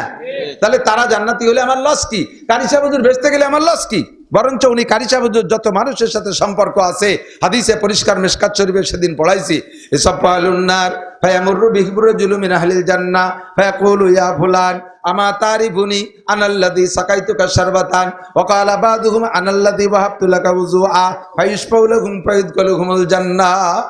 উনি যদি জান্নাতি হয়, আপনাদের মুস্কুন্নি এলাকার এই এলাকার যত মানুষের সাথে সম্পর্ক, এর মধ্যে যারা জাহান্নামে যাবে, মানজাল্লাযী ইয়াশফাউ ইনদাহু ইল্লা বিইজনি, যাকে আল্লাহ তাআলা সুপারিশের অনুমতি দেবে, এরকম একজন আলেম যদি ডান হাতে আমলনামা পেয়ে যায়, আপনাদেরকে জাহান্নাম থেকে উঠে কাতার করে কারি সাহেব হুজুরের ভিতরে ছেড়ে দেবে। যাও কারি সাহেব, তুমি এই পাড়ায় দিয়ে ঘুরে আসো, মুস্কুন্নি পাড়া যাও। ভিতর দিয়ে হাঁটবে, আপনাদের জাহান্নামে যারা পুড়বেন, পুড়ি একেবারে ঝামা পোড়া পিকেট হয়ে যাবে। ইট বাটায় পিকেট দেখছেন না? পিকেট দুই প্রকার, কিছু কিছু পিকেট আছে আস্ত ইটই আছে, পুড়িয়ে কালা হয়েছে, আর কিছু আছে পিকেট 8-10 খান মিলিয়ে দলা হয়ে যায়, দেখছেন না? ওজনেও হালকা হয়ে যায়, পানিতে ছেড়ে দিলে ভাসে। ওই পিকেটের যে দলা, ওর ভিতরে ইটের কোনো সাইজ থাকে না। মানুষ পুড়িয়ে এমন হবে নাকচোখ দেখা যাবে না, অঙ্গ প্রত্যঙ্গ চেনা যাবে না, একেবারে পুরা পিকেটের মতো দলা হয়ে যাবেন। আপনাদেরকে উঠে লাইন দেওয়া হবে, আর ভিতর দিয়ে হুজুরকে ছেড়ে দেবে, তুমি যাও ঘুরে আসো তোমার পাড়া দিয়ে। হুজুর হাঁটবে, আর এ পাশে আপনি ডেকে বলবেন আমা তারিফুনি আনাল্লাযী ওয়াহাবতু লাকা ওযুআ, হুজুর আমারে চেনেন, আনাল্লাযী সাকাইতুকা শারবা, আমি আপনারে পানি খাওয়াইছিলাম, আমি আপনারে শরবত খাওয়াইছিলাম, আমি আপনারে চা খাওয়াইছিলাম, হুজুর চেনেন? হুজুর ফিরে দেখে যে জাতের কথা কয় তা মানুষের কোনো নমুনা নাই। মানান তা তুমি কে? যে ইসমি জামাল উদ্দিন, আমার নাম জামাল উদ্দিন, আপনাদের এলাকায় বাড়ি, আপনি আমাদের বাড়ি গিয়েছিলেন কালেকশনে, আমি পানি খাওয়াইছিলাম হুজুর, আমি সে। তাই তোর এই অবস্থা কা? হুজুর আপনারে পানি খাওয়াইয়া পরে আমি মদ খাইছি, সেই জন্য আমার এই কপাল পড়ছে জম্মের পোড়া। আয় আয় তুই পানি খাইছিলি জন এদিকে ও কলা বাজু আনাল্লাজি ও আব্দুল্লাহ উজুয়া আর এক কাতারে আর একজন কয় হুজুর আমি আপনার জন্য অজুর পানি দিছিলাম।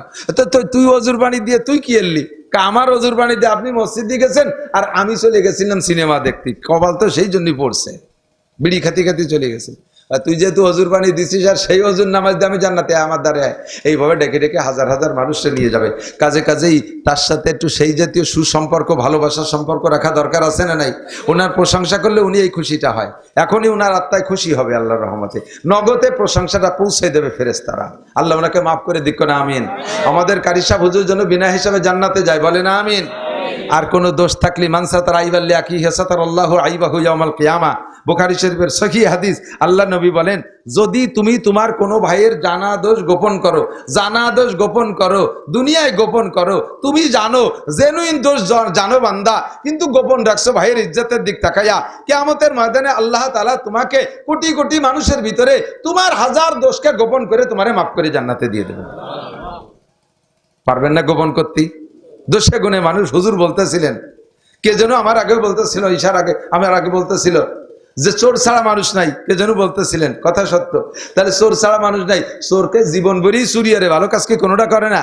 হযরত ঈসা আলাইহিস সালাতু ওয়াস সালাম ওনার সাথীদেরকে নিয়ে, হাওয়ারীদেরকে নিয়ে রাস্তায় দিয়ে হাঁটতেছে, যাইতে যাইতে রাস্তার পাশে দেখে একটা মরা বিড়াল। এই লক্ষ্য করেন, একটা মরা বিড়াল, প্রচুর পোকা হয়ে গেছে। বিড়াল পয়সে গেলে পোকা হয়, পোকা এত পোকা হয়েছে যে খালি পোকা, বিড়ালের কোনো নমুনা দেখা যাচ্ছে না, অনুমান করা যাচ্ছে একটা মরা বিড়াল। হযরত ঈসা আলাইহিস সালাতু ওয়াস সালাম সাথীদেরকে বলতেছে, উনজুরু ইলাইহি, এ দেখো বিলের দিকে দেখো। তাকাইছে, কয় যে বলতের কোন জায়গা ভালো আছে, বিড়ালের কোন জায়গা ভালো আছে এইটা বলো। তো সবাই দেখে কয়, হুজুর এই জায়গাতে বলা যাচ্ছে না, সরেন, ওর কোনো জায়গা ভালো নাই। হুজুর কয়, না পরে যাবে, আগে বলে যাও এর কোন জায়গা ভালো আছে। তিনবার জিজ্ঞেস করছে সাথীরা, সবাই কয় হুজুর কোন জায়গা ভালো নাই, সারা গা পোকা। হুজুর কয়, সাথীরা বলতে, হুজুর চলেন, বলা তো শেষ। কয়, না দাঁড়াও, আমি দেখাচ্ছি ভালো কোন জায়গা আছে। তো সারা গায়ে পোকা, বিড়ালের দাঁত কয়টা খুব সাদা, দাঁত কয়টা পরিষ্কার। হুজুর বলতেছেন, কেন দাঁত কয়টা ভালো আছে না? কয় যে হুজুর জি, দাঁত কয়টা তো সাদা ভালো আছে। হুজুর কয়, মিয়া আমি তো তোমাদের কাছে জিজ্ঞেস করছি ভালো কোন জায়গা আছে তাই কও, তোমরা কও যে হাতে পোক, পায়ে পোক, মাথায় পোক, পিঠি পোক, পেটে পোক, শরীরে পোক, গালে পোক, চোখে পোক, সব জায়গা পোক। পোকগুলো তোমরা বলো, ভালো কোন জায়গা আছে আমি তাই জিজ্ঞেস করি, তা বলো না। ভালো তো দাঁত আছে, তা কেউ না, কেন কও না? এ জায়গা দোষ, ও জায়গা দোষ, সে জায়গা দোষ। চেয়ারম্যান সাহেব টোন মারে, মন মারে, রাস্তা মারে, খাল মারে, বিজিএফ কার্ড মারে, পঙ্গু ভাতা মারে, বিধবা ভাতা মারে, এই মারা গুলো কও। আজকে যে 20,000 টাকা দিল তা কও না কেন? মারা গুলো কও, তাজা গুলো কও না কেন? প্রত্যেকটা মানুষের জীবনে কি সবই দোষ, না দুই একটা গুণ আছে? কথা কন আছে না নাই? আমি একবার মাগুরের ওয়াজ করে আসতেছি, তো জম্মের কুয়াশা, গাড়িতে আমি ঘুমাই গেছি, আমার পকেটে ছিল 3,000, আর কয়েক বছর আগে আর ওরা দিয়েছে 14,000, 17,000 টাকা আমার পকেটে। পট করে দেখি, আমি টের পাই নেই, ঘুমাই রয়েছি, দেখি যে কথা হয়, গাড়ি দাঁড়াই গেছে, কথা হয়। কি কথা? সামনে গাছ, একটা বাবরা গাছ ফেলানো, গাড়ি আটকায় দিয়েছে ডাকাতি। ড্রাইভারের সাইডে গ্লাস খুলে ড্রাইভারের গাড়ির উপরে সাদা ফকফকে দাও একখান, কয় যে যা আছে দে, পুষাই দেবো নইলে। এখন আমি কইলাম কি, এই জাহাজে আমি মুক্ত বান্দা, চিনতেছি না। আমি কয় বাড়িতে এদিকায়, তো কয় না, এর কাছে যা আছে নিয়ে আসে। আমি কই যে ওর কাছে যা আছে তাও আমার কাছে আছে, এদিকায়, ওকে মারিস না। আমার গাড়ির কের গায়ে হাত দিবি না, তুই গাড়িতে যা যা আছে তোকে প্রয়োজন সব দিয়ে দেবো, ওকে কের কাছে কিছু নাই। ওরে আমি ভাড়ায় নিয়ে আসছি, গাড়ি আমার না, গাড়ি ওরও না, গাড়ি ভাড়া করে নিয়েছি। ওরে মালিকে তেল কিনে দেছে, ওরে রাস্তায় চাও আমি খাইছি, ওর কাছে কোনো পয়সা করি নাই, যাইয়ে টাকা দেবো তারপরে। আর আমার সাথে দুইজন, ওরা ওকে আমি রাস্তাতে নিয়ে আসছি, ওরা আমার ছাত্র, ওকে কাছেও টাকা পয়সা নাই, যা যা আছে সব আমার কাছে। অ্যান্ড্রয়েড সেট একটা মোবাইল আছে, আর আমার কাছে 17,000 টাকা আছে, আই নিয়ে যা সব। তো ওই 17,000 টাকা মোবাইল পাইয়ে ওকে মারামারি আর করে নাই। তো 17,000 টাকাই সব দিয়ে দিছি। লাস্টের টাকা নিয়ে টিয়ে আমার 1,000 টাকা ফেরত দিল, কয় হুজুর রাস্তায় তেল টেল কিনতে লাগতে পারে, নিয়ে যান।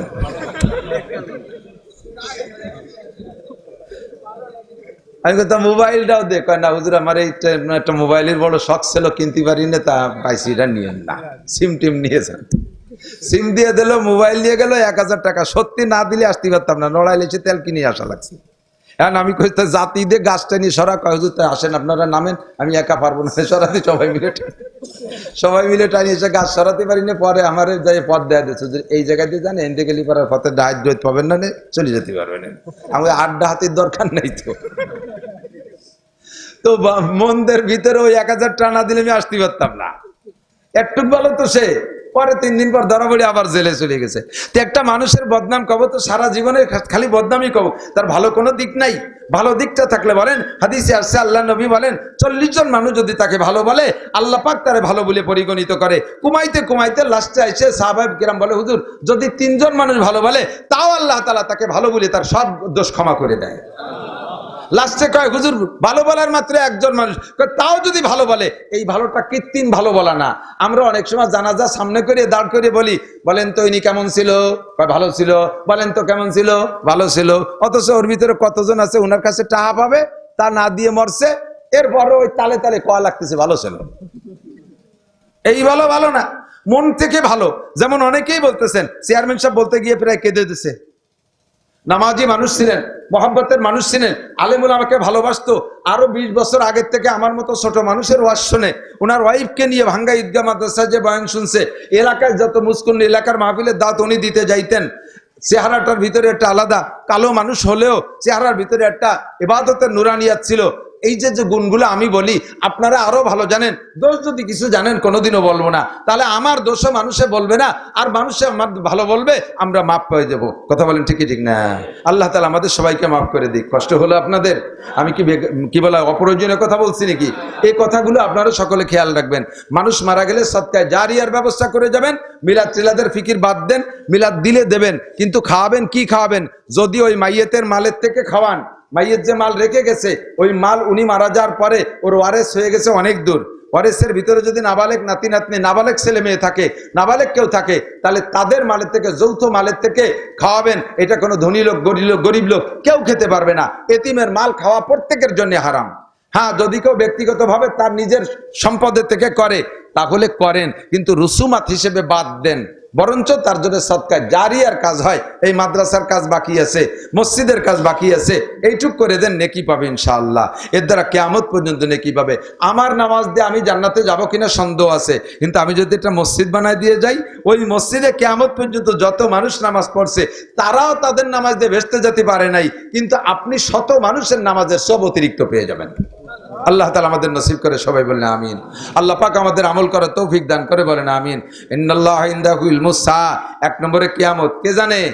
ওয়া ইউনাজিলুল গায়স, কোন দিনের কোন মেঘে বৃষ্টি নামবে এটা বলার কারো ক্ষমতা আছে? কেউ কইতে পারবে না, আল্লাহ জানে। ওয়া ইউনাজিলুল গায়স ওয়া ইয়ালামু মা ফিল আরহাম, কোন নারীর পেটে বাচ্চা আছে আর নাই, এটা আল্লাহ ছাড়া কোনো মেশিনই কইতে পারবে না। কয় মেশিনই কয়, কম্পিউটারে দিয়ে কয় যে ছেলে না মেয়ে। 1 নম্বরে সেটা তো বাচ্চা পেটে আসার পরে মেশিন দিয়ে দেখিয়ে বলছে, ওটা গায়েব বলা না। ওটা কি না? গায়েব বলা না, ওটার মধ্যে কোনো কারামতি নাই। বাচ্চা পেটে আসার আগে বলো তো এবার কি হবে? বাচ্চাটা, এই মেয়েটার বিয়ে হওয়ারও আগে তুমি বলতে পারবা যে ছেলে মেয়ে হওয়ার ক্ষমতা আছে না নাই? কত বাজা মহিলা আছে নিঃসন্তানী, দুনিয়ার শেখাচ্ছে, তার বাচ্চা কাচ্চা হচ্ছে না। আর আল্লাহ পাক রব্বুল আলামিন সমস্ত মানুষকে দুনিয়ায় পাঠানোর আগে লিখে রাখছে, সালেহা খাতুনের পেটে 3টে মেয়ে 2টা ছেলে আছে, রাবেয়া খাতুনের পেটে 3টে ছেলে 2টে মেয়ে আছে। একটা এরকম হবে, একটা এরকম হবে, একটা এরকম হবে। এই সব অ্যাডভান্স খবর কে জানে? আল্লাহ জানে কোন নারীর পেটে সন্তান আছে। 4 নম্বর হলো মা তাদরি নাফসুম মাযা তাকসিবু গাদা, আগামীকাল কে কি ইনকাম করবা, কে কি খাইবা, কেউ কইতে পারবা না। প্লেটের মাখানো ভাত তাই রুজিতি হয় না, ঠিক না? ওই পাশে যে সাতক্ষীরের ওইদিক গেছি, একজন কয় হুজুর একেবারে এই বয়ান করার পরে তার বাড়ি খানার ইন্তজাম। সে বলতেছে, হুজুর আপনার বয়ানটা আমার আজকে খুব ধরছে। আমি ঢাকার থেকে আসার পথে পদ্মার ঘাটে সে সময় ফেরি পার হইতে হয়, বড় বড় মাছ পাইছি, পদ্মার ইলিশ, পদ্মার পাঙ্গাস, পদ্মার বল মাছ, পদ্মার রিঠে মাছ, পদ্মার খল্লা মাছ, এই খল্লা কয় না যে বেশি বেশি থাকে, এই পাইয়ে কিনে নিয়ে আইছি। গোপালগঞ্জ আইসে বেদগ্রামের ওই জায়গাতে বড় বড় শিঙ্গি মাছ, বিলেন মাছ, আর এইরকম বুক লাল লাল কই, এ পাইয়ে কিনে নিয়ে আসছি। মোল্লারাট আসলে দেখি যে পাখি বিক্রি করতেছে, তা কিনে নিয়ে আসছি। আইনিয়ে সব কইছি যে আরো আত্মীয় স্বজন কয়জনের দাওয়াত দিছি। দুপুরে কইছি যে জম্মের রান্না রানবা স্ত্রীরে, পরাণ ভরে সবাই নিয়ে খাবো, সব সুন্দর রান্না হয়ে গেছে, টেবিলে বসছি খাবো। এর মধ্যে আমার আগের একটা কেস ছিল, আমার বাচ্চাটা এসে কাছে আব্বা পুলিশ আইছে কে বাড়ি, সে মাখানে ভাত একটা নেলাও গালে দিতে পারলাম না, প্লেট থুয়ে পিছনের দরজাতে ফেলাই তুই সাইডিয়ে। ওমা তাদরি নাফসুম মাজা তাকসিবু গদা, কে কি ইনকাম করবা, কে কি খাইবা, কিচ্ছু বলার কায়দা নাই। 4 মাইল দৌড়ই যে সুন্দরবনের মধ্যে বুন বাড়ি যাইয়া ভান্তা ভাত খাইছি দুপুর বেলা, অথচ কিনছি তো কত কিছু। খাওয়াই কে? খাওয়াই কে? খায় কে? না খাওয়াই কে? দুর্ভিক্ষের মালিক কে? ভয় পেয়ে ভয় দিয়েছিল আমাদের সারা দুনিয়ার মোড়লরা যে 2023 সালে কি হবে, দুর্ভিক্ষ হবে, মানুষ না খেয়ে মরবে। গত বছরও যা খাইছি এবারও তো তাই খাই, দাম বেশি হোক আর কম হোক, কেউ কম খাই? বাজারে চাউল আছে, পেঁয়াজ আছে, রসুন আছে, মরিচের দাম পট করে 600 টাকা হইয়া আবার তা তো কমিয়ে জায়গা মতো চলিয়েছে। বর্ষাকালে আজীবনই ভাদ্র মাসে মরিচের দাম বাড়ে, গাছপালা মরিয়ে যায়, একটু বাড়িয়ে যায়, সব কিছু অ্যাভেলেবেল আছে, কোনো তা তোমরা কমাইতে পারবা না। রুজির মালিক আমার আল্লাহ। ওমা তাদরি নাফসুম মাজা তাকসিবু গাদা। 5 নম্বর, ওমা তাদরি নাফসুম বিআইয়ার দিন তামুত।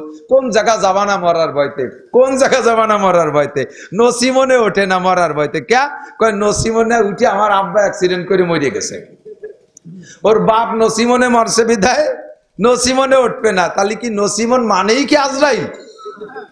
নসিমনে উঠিস না মরার ভয়তে, উঠবি কিসি? বাসে, বাসেও তো সেদিন ইমাদ গাড়িতে কত ডুন্ডে মারলো।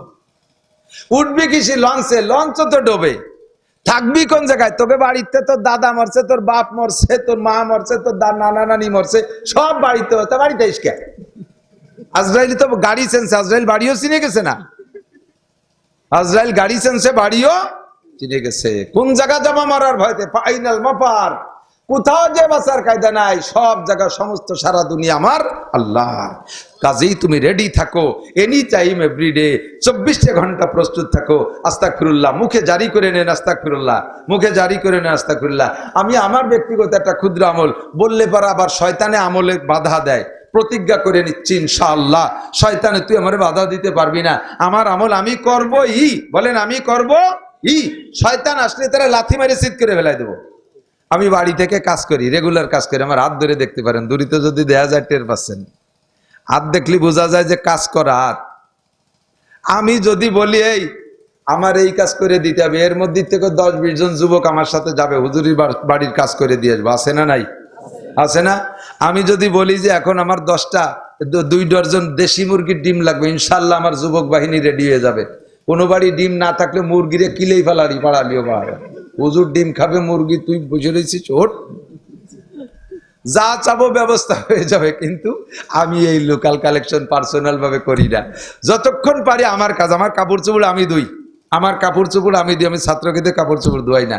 আমার বাথরুম আমি পরিষ্কার করি, ছাত্রকে দিয়ে আমি এগুলো করাই না। আমার রুম আমি পরিষ্কার করি, আমার সিলুমসি আমি পরিষ্কার করি। আমার 3টে গাভী আছে বড় বড়, তার ঘাসও আমি কাটি। এই ঘাস কাটতে কাটতে হাতের গিরে গিরে শক্ত হয়ে গেছে। আমি এ কাজ করি, কাজ আমার নিশা, কাজ আমার মজা লাগে, না করলে আমার ভালো লাগে না। ডেলি 3 বোঝা ঘাস কাটি, নিজে মাথায় করে নিয়ে আসি। সেদিনকে ঘাস মাথায় আসি, এর মধ্যে একদল গেছে আমার ওয়াজের দাওয়াত দিতে, যে ঘাস মাথা অবস্থায় করছে যে হুজুর বলে এই দিক গেল। আমি কই হ্যাঁ ওই দিক গেল, বসেন ডাইয়ে নিয়ে আসি। কাছারির সামনে থুয়ে, বাড়ির মধ্যে ঘাস থুয়ে ফেরে সাইজে গুজে আইসি, আইসে হুজুরে নিয়ে আসি ডাইয়ে। মজা লাগে। তো কাজ করার শুরুতে আমি বিসমিল্লাহ পড়িয়া সূরা ইয়াসিন তেলাওয়াত শুরু করি, এরপরে সূরা ইয়াসিনের পরে সূরা দাহার পড়ি, তারপরে যদি আমার কাজ শেষ না হয় তারপরে কুলুস সূরা শুরু করি। আমার জবান কুলুস সূরা জারি হয়ে গেছে, কাজের জায়গা কাজ আছে, কুলুস সূরা পড়তে তালে আছে। হাদিসে আছে 200 বার। প্রত্যেক দিন যদি কোনো মানুষ 200 বার কুলুস সূরা পড়ে, আল্লাহ তাআলা তাকে বিনা হিসাবে শহীদদের সাথে জান্নাতি করে দেন। আপনি কুলুস সূরা পড়তে পড়তে মারা যান, ওই ক্ষেতের মধ্যে মারা যান, আপনার লাভ আছে। কুলুস সূরা পড়েন, ব্যবসা করেন, কুলুস সূরা পড়েন, অফিসিয়াল কাজ করেন। যখন আপনার কথা না লাগে, কলমের কাজ আছে, কলমের কাজ কলমে করুক। আর কুলুস সূরা এটা হলো হায়ার স্পিরিং। এদিক দেখেন, জিব্বেটা হায়ার স্পিরিং। হায়ার স্পিরিং চেনেন নাকি? ইদানিং হায়ার স্পিরিং চেনবে না। আগের মুরব্বীরা চাবি দিয়া ঘড়ি মনে আছে নাকি? 24 ঘন্টা একবার চাবি দিয়া লাগতো না? এই চাবি দেয় কোন জায়গা দেয়? ঘড়ির ভিতরে একটা হায়ার স্প্রিং আছে, একবার চাবি দিয়ে টাইট দিলে হায়ার স্প্রিং টাইট হয়, ওই হায়ার স্প্রিং এ ঘড়িকে রানিং রাখে। তো হায়ার স্প্রিংকে একবার চাবি দিয়ে ছাড়িয়ে দেবো, সে যেমন গড়িরে রানিং নাকে, আমার জবানটা হায়ার স্প্রিং, আমার কলমটা হায়ার স্প্রিং, আমি এর কুলুসুর দিয়ে চালু করে দেবো, ও পড়তেই থাকবে আর আমার কাজ আমি করতে তালে থাকবো। পারা যাবে না ইনশাআল্লাহ? তেমনই যদি কুলুসুর নাও পারি, মুখে আস্তাগফিরুল্লাহ চালু করেন। কি করেন? আস্তাগফিরুল্লাহ চালু করেন। ইমামে আহমদ ইবনে হাম্বল রহমাতুল্লাহ আলাইহি, ইমামে আহমদ ইবনে হাম্বল রহমাতুল্লাহ আলাইহি, কত বড় ইমাম, 4 ইমামের এক ইমাম। ইমামে আহমদ ইবনে হাম্বল একবার উনি একটা স্টেশনে, রাত্রে একটা স্টেশনে আটকে গেছে, যানবাহন পাচ্ছেন না। তো ওই স্টেশনে থাকা অবস্থায় কোনো জায়গা যাইতে পারলেন না, থাকার কোনো ব্যবস্থা, যাওয়ার কোনো ব্যবস্থা নেই। আশেপাশের বাড়ি বাড়ি উনি গেছে যে আমার একটু থাকতে দেওয়া যায়, তা কয়েক বাড়ি গেলে কেউ জায়গা দেয় নেই।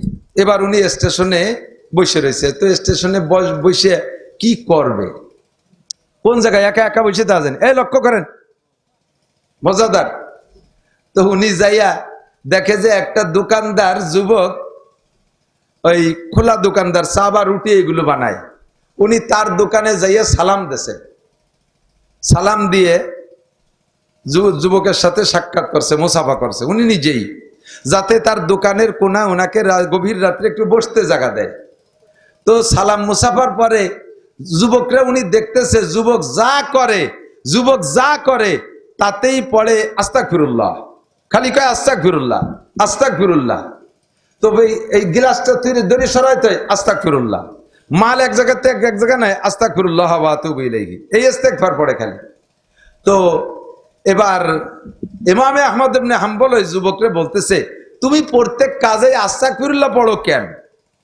কয় যে আমি একদিন আমার এক হুজুরের কাছে শুনছি, যদি কোনো ব্যক্তি আস্তাগফিরুল্লাহ পড়ে প্রত্যেক কথায় কথায়, প্রত্যেক কাজের ভিতরে, তাহলে আল্লাহ তাআলা তার সমস্ত মনের সব চাহিদা পূরণ করে।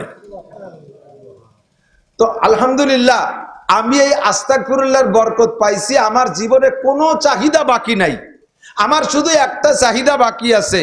আমার বিশ্বাস এই আস্তাগফিরুল্লাহর ওসিলায় আমার ও চাহিদাটাও পূরণ হবে। এখন ইমামে আহমদ ইবনে হাম্বল বলতেছে, বাবা তোমার সেই শেষ চাহিদাটা কি?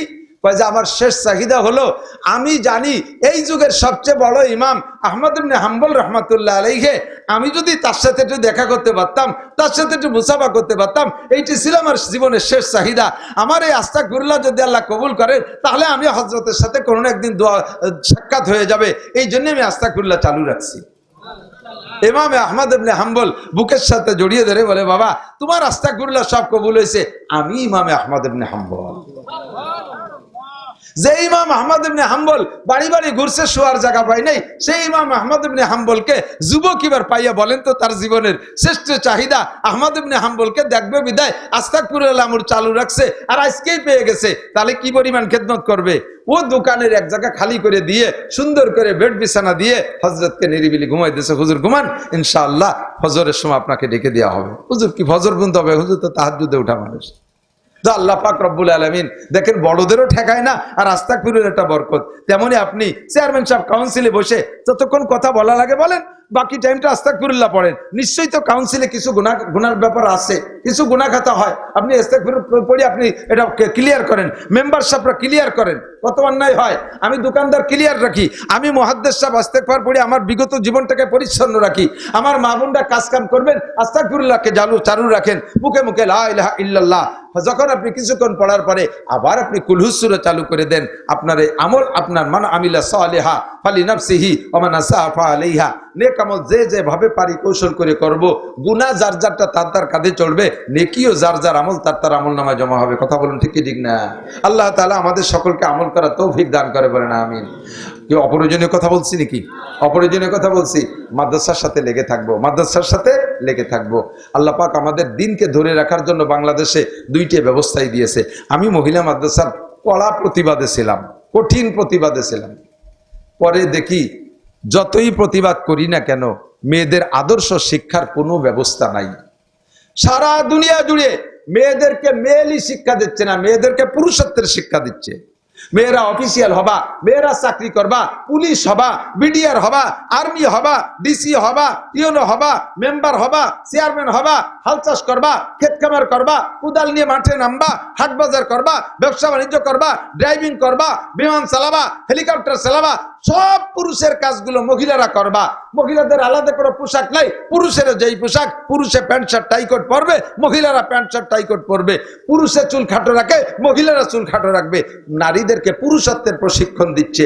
কাজেই বিয়ের পরে যাইয়া ওই বউ শ্বশুর বাড়ি যে ভাত রান্ধি রাজি না, শ্বশুর শাশুড়িরে অজুর পানি আগয় দিতে রাজি না, বাড়ির কোনো খেদমত করতে রাজি না, ও খালি ইনকাম করবে, কামাই করবে।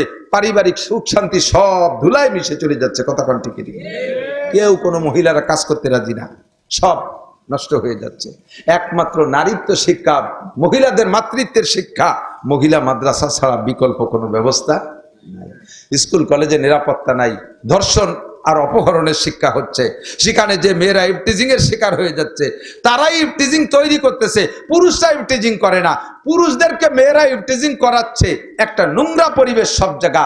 এখন আমরা মহিলা মাদ্রাসা করছি, আলহামদুলিল্লাহ। আমার বাড়িরও আমার মাদ্রাসা করা আছে। মাস্টাররা এসে বলতেছে, হুজুর আগে আমাদের স্কুলে মেয়েদের, ছেলেদের চাইতে মেয়েদের সংখ্যা বেশি, 800 ছাত্রছাত্রী, 300 ছাত্র, 500 ছাত্রী। ইদানিং পার্সেন্ট পার্থক্য হয়ে গেছে, বেশ কম হয়ে গেছে। ছাত্রী এমন কমছে, 500 ছাত্রীতে 200 ছাত্রীতে চলে আসছে। ছেলেরা জায়গায় আছে, ছেলে 300 আছে, মেয়ে কমে গেছে। যে এই মেয়েগুলো কি মরিয়ে গেল নেই হুজুর? আমি বললাম মরে নাই, সব বাস্তি চলে আইছে আমার মাদ্রাসায়। 1000 আসছে ভর্তি হতি, রাখবো কয় জায়গা নাই। 1000 মেয়ে আসছে, 500 রাখছে, আর সব বিদায় দিছি। আল্লাহর রহমতে কোরআন শরীফ পড়া শিখছে। ছোট্ট ছোট্ট মেয়েরা যা শিখছে আজীব। আমার মেয়ে আমারে ওযু মাঝে মাঝে বলি, একেবারে ওয়াকেই ছোট্ট মেয়ে আদিবা, বছর 4-5 বছর বয়স হয়েছে।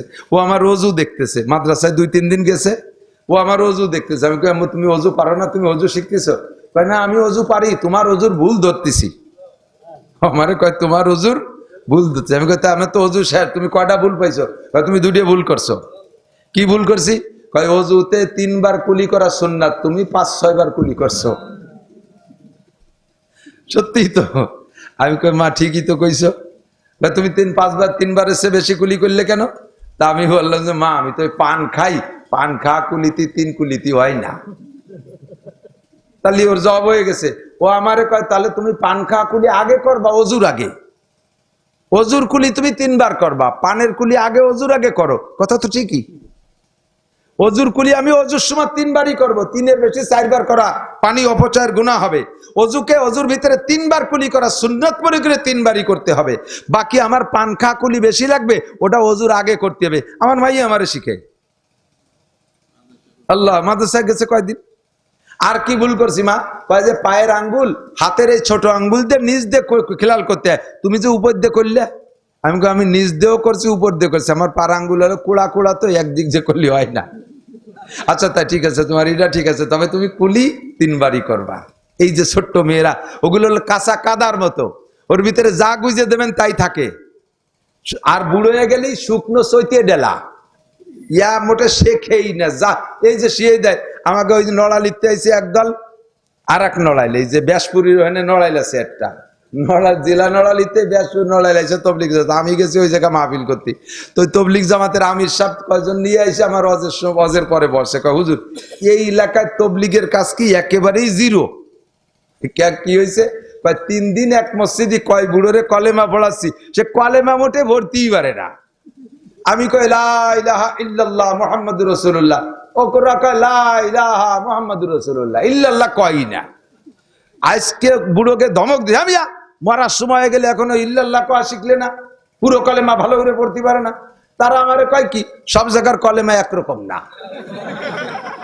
নড়াইলে কলেমা ইল্লাল্লাহ আছে, বাইরে কলেমায় নাই। ইয়া সইতে ডালা শক্ত হয়ে গেছে, ওর মধ্যে ঢোকে না, বসে না কিছু। নরম কাদায় যা দেবেন তাই ঢোকে, ঠিক কি ঠিক না? জালি বয়সে, অল্প বয়সে যা শিখাবেন। আমি ওই 3-4-5 বছর বয়সে যা পড়ছি, এখন আমার টপ টপ করে মুখস্থ শুনে দিতে। সেই গেদাকালের কবিতা আমি শুনে দিতে পারি 8টা-10টা, কোনো লোকমানাই ভুল হবে না, যা সব মনে আছে। এখন যা 2-10 বার পড়লে মনে থাকে না। কতক্ষণ? এই জন্যে ছোট মোটো বাচ্চাদেরকে, মেয়েদেরকে আদর্শ শিক্ষা। ছোট ছোট বাচ্চারা বোরকা পরে যখন মাদ্রাসায় যায়, কালো বোরকা বললে সোজায় তাকে পেঙ্গুইন পাখির মতো দেখা যায়, কি এত ভালো লাগে যা বলার মতো না। আপনারা স্বীকার করেন, মুসলমান যদি হয়ে থাকেন, নারীদের যত পোশাক আছে বোরকার চাইতে ভালো পোশাক আছে? যত পোশাক পরে যত সাজুক, মহিলা বোরকা পরার পরে তাকে যত সুন্দর লাগে আর কোনো পোশাকে অত সুন্দর লাগে না। তার হেজাব হবে, তার পর্দা হবে, সতীত্বের রক্ষা হবে, ইসলামী শিক্ষায় শিক্ষিত হবে। মা যদি হয় আল্লাহ আলী পর্দানসীন, তার পেট থেকে নেককার সন্তানের আশাও করা যায়। আর মা যদি হয় পার্কিং, মা যদি হয় ওই যে বাঙ্গা চৌরাস্তায় বিল্ডিং মারা মহিলা, বিকেলবেলা আসলে তো দেখি হ্যাঁ দলে দলে ওই জায়গায় দিয়ে বসে বসে তসবি টিপতেছে, আল্লাহ বিল্লি হতেছে, বসে বসে জিকির ফিকিরি আছে, মুজাকারায় আছে। ওই মার পেট দেয়ার আব্দুল গফফার আর ওই আব্দুল মালেক আশা করা যায় না। কথা কন, ও যেমন তার পেট দিয়ে তেমনই হবে। কাজে আদর্শ মা চাই, আদর্শ সন্তান পাইতে হলে, আর আদর্শ মা পাইতে হলে আদর্শ মা গড়ার কারখানা মহিলা মাদ্রাসা। সাথে থাকবো তো ইনশাআল্লাহ, সাথে থাকবেন, মেয়েদেরকে শিক্ষা দেবেন। হ্যাঁ, এখানে সে ক্লাস 5 পর্যন্ত পড়ার ব্যবস্থা আছে প্রত্যেকটা মহিলা মাদ্রাসায়, এবং শরীয়তের মাসালা সব শিখিয়ে দেয় মাত্র 3 বছরের ভিতরে। এরপর ওই মেয়েটারে নিয়ে আপনি হাই স্কুলে ভর্তি করতে পারেন ইনশাআল্লাহ। বোরকার সাথে হাই স্কুলে যাবে ইনশাআল্লাহ, সে নামাজি হবে ইনশাআল্লাহ, সে তিলাওয়াত করনেওয়ালি হবে ইনশাআল্লাহ। এখান থেকে তাহাজ্জুদের প্র্যাকটিস করে গেছে, সে বুড়ো হয়ে গেলেও তাহাজ্জুদ ঠিক রাখবে ইনশাআল্লাহ। এই জায়গার প্রশিক্ষণ তার আজীবন থাকবে। আল্লাহ তাআলা আমাদের মাদ্রাসাগুলো কবুল করে নিন, মাদ্রাসার খেদমতে আমাদেরকে আজীবন থাকার তৌফিক দান করেন। সবাই বলেন আমিন। সিজনে প্রত্যেকদিন 2-3টে করে মাহফিল করি, তারপরও ক্লান্ত হই না। আর এখন তো সবকিছুরই আনসিজন, মাঠেরও আনসিজন, আমাকেও আনসিজন, গলাও হিসেব নিকেশ নাই, মাথাও গোলায়, তাই ওয়াজ কিছু মনে আসে না। যা কইছি কিভাবে কি কইছি তা আমার হিসেব বুঝতে পারি নেই। এই এলোমেলোভাবে যা বলছি, আল্লাহ তাআলা আমাদের সবাইকে আমল করার তৌফিক দান করুন। খাস করে বিশেষ করে 2টে কথা বিশেষ লক্ষণীয়। একটা হলো মানুষের কোনো সমালোচনা করব না, মরা মানুষ তাজা মানুষ কাহারও দোষ খুঁজে খুঁজে বের করে বল, ওয়ালা তাজাসসু, ওয়ালা তাজাসসু, তুমি কের পিছনে লাগো না, ওয়ালা তাজাসসু, কাহারও পিছনে লাগো না। যদি কেউ তোমার পিছনে লাগে তাহলে তুমি তার সামনে থেকে সরে যাওয়ার চেষ্টা করো, তুমি কাহারও পিছনে লেগে না। ওয়ালা তাজাসসু ওয়ালা ইয়াগতাব বা'দুকুম বা'দা। ভালো করে মনে রাখো, যার গীবত করতেছো, যার গীবত করতেছো, সে যদি ওই গুনাহ থেকে তওবা করে ফেলে, আল্লাহ যদি তার তওবা কবুল করে, তাহলে তাকে আল্লাহ মাফ করে দেবে। তোমরা যারা গীবত করতেছো, মরার আগে ওই অপরাধ তোমারে করাইয়া তোমাকে তার চাইতে কয়েক গুণ অপমান না করে দুনিয়ার থেকে নেবে না। তোমাকে তার চাইতে কয়েক গুণ অপমান বেশি না করে দুনিয়ার থেকে নেবে না। রেডি থাইকো। কার সম্পর্কে কি বলতেছো রেডি থাইকো। ওয়ালা ইয়াগতাব বা'দুকুম বা'দা। তুমি ওয়ালা তাজাসসু, জাসুসি করো না, পরশ্রী কাতরতা করো না, আর একজনের ভালো দেখে হিংসা করো না যে ও ভালো হয়ে যাচ্ছে ওরে বসাই দিতে হবে, তাহলে তুমি জীবন ভরে ওই আগুনে তো জ্বলবাই, তুমি কোনোদিন বড় হতে পারবা না। আর একজনের পিছনে লেগো না। এই দোষ থেকে মুক্ত থাকবো। মরা মানুষের গীবত শিকায়ত করব না, উনার প্রশংসা থাকলে করব, পারলে কিছু আমরা সওয়াব রেসানি করব। আর নিজেদের বাচ্চা কাচ্চাদেরকে, মেয়েদেরকে মহিলা মাদ্রাসায়, পুরুষদেরকে পুরুষ মাদ্রাসায় প্রাথমিক শিক্ষাটা দিয়ে হলো তারপরে আপনি স্কুল কলেজে পড়ান। ইনশাআল্লাহ ডাক্তার, ইঞ্জিনিয়ার, বিজ্ঞানী হলেও বেঈমান হবে না, বেঈমান হবে না, রাজনীতি করলেও বেঈমান হবে না। কথা বলুন ঠিক কি ঠিক না? আল্লাহ তাআলা আমাদের সকলকে বুঝার আমল করার তৌফিক দান করুন। সবাই বলি আমিন। আমরা সূরা ফাতিহা একবার, সূরা ইখলাস 3 বার পড়ি হুজুরের নিয়তে। বিসমিল্লাহির রহমানির রহিম, আলহামদুলিল্লাহি রাব্বিল আলামিন।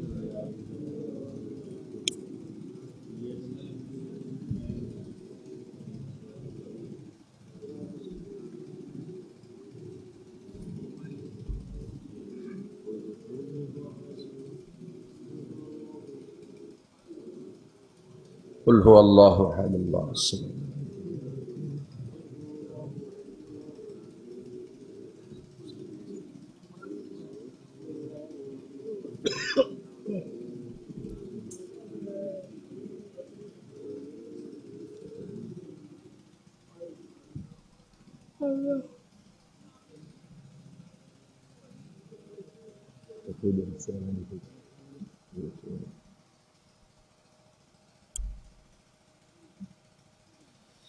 الله شهيد.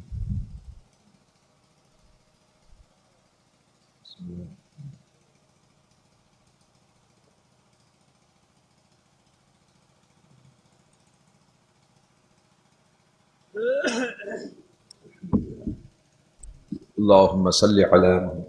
আর কোনো কথা আছে বাপ? اللهم صل على محمد।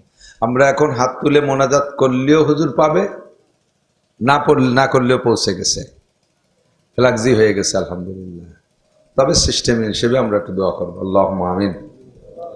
ربنا ظلمنا أنفسنا وإن لم تغفر لنا وترحمنا لنكونن من الخاسرين ربنا فاغفر لنا ذنوبنا وكفر عنا سيئاتنا وتوفنا مع الأبرار ربنا هب لنا من أزواجنا وذرياتنا قرة أعين واجعلنا للمتقين إماما اللهم اغفر لحينا وميتنا وشاهدنا وغائبنا وصغيرنا وكبيرنا وذكرنا وأنثانا اللهم من أحييته منا فأحيه على الإسلام ومن توفيته منا فتوفه على الإيمان আয় রব্বুল আলামিন আমাদের জীবনের সব গুনাহ মাফ করে দেন। আয় আল্লাহ, আমরা জেনে না জেনে, বুঝে না বুঝে দিনের আলোয় রাতের অন্ধকারে একান্ত নির্জনে সুযোগ পেয়ে অনেক অনেক গুনাহ করে ফেলেছি। রব্বুল আলামিন কতবার যে তওবা করেছি আল্লাহ। আয় আল্লাহ, অন্তরে মোটে জাহান্নামের আগুনের ভয় আসে না, তোমার সামনে দাঁড়াইয়া জবাব দিতে হবে এইটা মোটে অন্তরে বুঝে আসে না। আয় আল্লাহ, কবরে আযাব হবে এইটা মোটে অন্তরে বুঝে আসে না। আয় আল্লাহ, নফসের ধোঁকায় শয়তানের প্রেমে পড়ে আবারও সেই তওবা ভঙ্গ করে গুনাহ করে ফেলি। আজকে তুমি শেষবারের মতো আমাদেরকে ক্ষমা করে দাও আল্লাহ, তুমি অবশ্যই আমাদেরকে মাফ করে দাও। ও আল্লাহ, জাহান্নামের আগুন সহ্য করতে পারবো না, কবরে ৭০টা সাপে কামড়াবে, কিভাবে একটা কামড় সহ্য করব? দুনিয়ার একটা পিপিলিকার কামড়, ছোট্ট একটা মাজেলির কামড় সহ্য করতে পারি না, একটা মধুর পোকার কামড়ে কত অসুস্থ হয়ে পড়ি। ও আল্লাহ, জাহান্নামের আগুন, সাপের কামড়, কবরের আযাবে বিচ্ছুর কামড় সহ্য করতে পারবো না। আমাদের সবাইকে তুমি মাফ করে দাও আল্লাহ, তুমি মাফ করে দাও। আমাদের আব্বা মা, দাদা দাদি, নানা নানি, শ্বশুর শাশুড়ি, আত্মীয় স্বজন, উস্তাদ, পীর, মোর্শেদ, ছাত্র ছাত্র ভাই, মহাব্বত ভালোবাসার মানুষ যারা কবরে চলে গেছে সবাইকে মাফ করে দাও, সবাইরে মাফ করে দাও। খাস করে আল্লাহ কারি সাহেব হুজুর রহমাতুল্লাহ আলাইকে তুমি মাফ করে দাও। আয় আল্লাহ, তার এতিম বাচ্চাদেরকে সাথে নিয়ে তার বিধবা স্ত্রীকে পর্দার আড়ালে হাত তুলেছে, আমরা তার মুহিব্বিন মুতাআল্লিকিন ভালোবাসার মানুষ, তার পক্ষে ক্ষমা চাই, তুমি মাফ করে দাও। আয় আল্লাহ, আমরা যাহা কিছু পড়েছি তার রূহের ইসালে সওয়াবের জন্য এর হাদিয়া সর্বপ্রথম হুজুরে পাক সাল্লাল্লাহু আলাইহি সাল্লামের রওজা থারে পৌঁছিয়ে দাও। সমস্ত সাহাবায়ে কেরাম, তাবেঈন, তাবেঈন, আইম্মায়ে মুজতাহিদিন, বুজুর্গানে দিন, সালফে সালেহিনের রূহে পাকের পাশে পৌঁছায় দাও। আয় আল্লাহ, খাস করে আমরা যারা হাত তুলেছে, আমাদের আব্বা মা, দাদা দাদি, নানা নানি, আত্মীয় স্বজন যারা কবরে চলে গেছে, স্ত্রী পরিজন, ছেলে মেয়ে, তাদের কবরে পৌঁছায় দাও। খাস করে বিশেষ করে আল্লাহ, আজকের আমাদের এই পড়াপড়ির সম্পূর্ণ নেকি আমরা দান করলাম, বকশিশ করলাম, মেহেরবানি করে কারি সাহেব হুজুরের আমল নামায় পৌঁছায় দাও। আয় আল্লাহ, তার কবর আযাব মাফ করে দাও। আয় আল্লাহ, তার কবরকে জান্নাতের বাগান বানায় দাও, তার সংকীর্ণ কবরকে বিশাল প্রশস্ত বানায় দাও, তার দুনিয়ার সব নেকামলের বদৌলতে কবরকে ফেরেশতা দ্বারা ভরপুর করে দাও। তার সন্তানদেরকে আল্লাহ সবরে জামিল, তার স্ত্রী মেয়েদেরকে সবরে জামিল দান করো। আয় আল্লাহ, তার রেখে যা প্রতিষ্ঠানগুলো তুমি দিন দিন আরো উন্নত করে দাও, তার সন্তানদের হিম্মত বাড়ায় দাও, তার প্রতিষ্ঠানগুলোকে আল্লাহ তুমি অর্থ দিয়ে ভরপুর করে দাও, এর সব অভাব অনটন দূর করে দাও। আমরা যারা হাত তুলেছি, আমাদের মধ্যে যারা অসুস্থ রোগী, সবাইকে তুমি সুস্থ রোগ মুক্ত করে দাও, শিফা দাও, সুস্থ করে দাও, সকল প্রকার রোগ ব্যাধি থেকে হেফাজত করো, আপদ বিপদ বালা মুসিবত থেকে রক্ষা করো। আমাদের সবাইকে খাস তওবা করার তৌফিক দান করো। মরণের সময় জবানে কলেমা তয়বা জারি করে দিও। পরিপূর্ণ সুস্থতার সাথে, প্রশস্ত হালাল রুজির সাথে, পরিপূর্ণ ইজ্জত ও সম্মানের সাথে লম্বা হায়াতে তয়বা দান করো।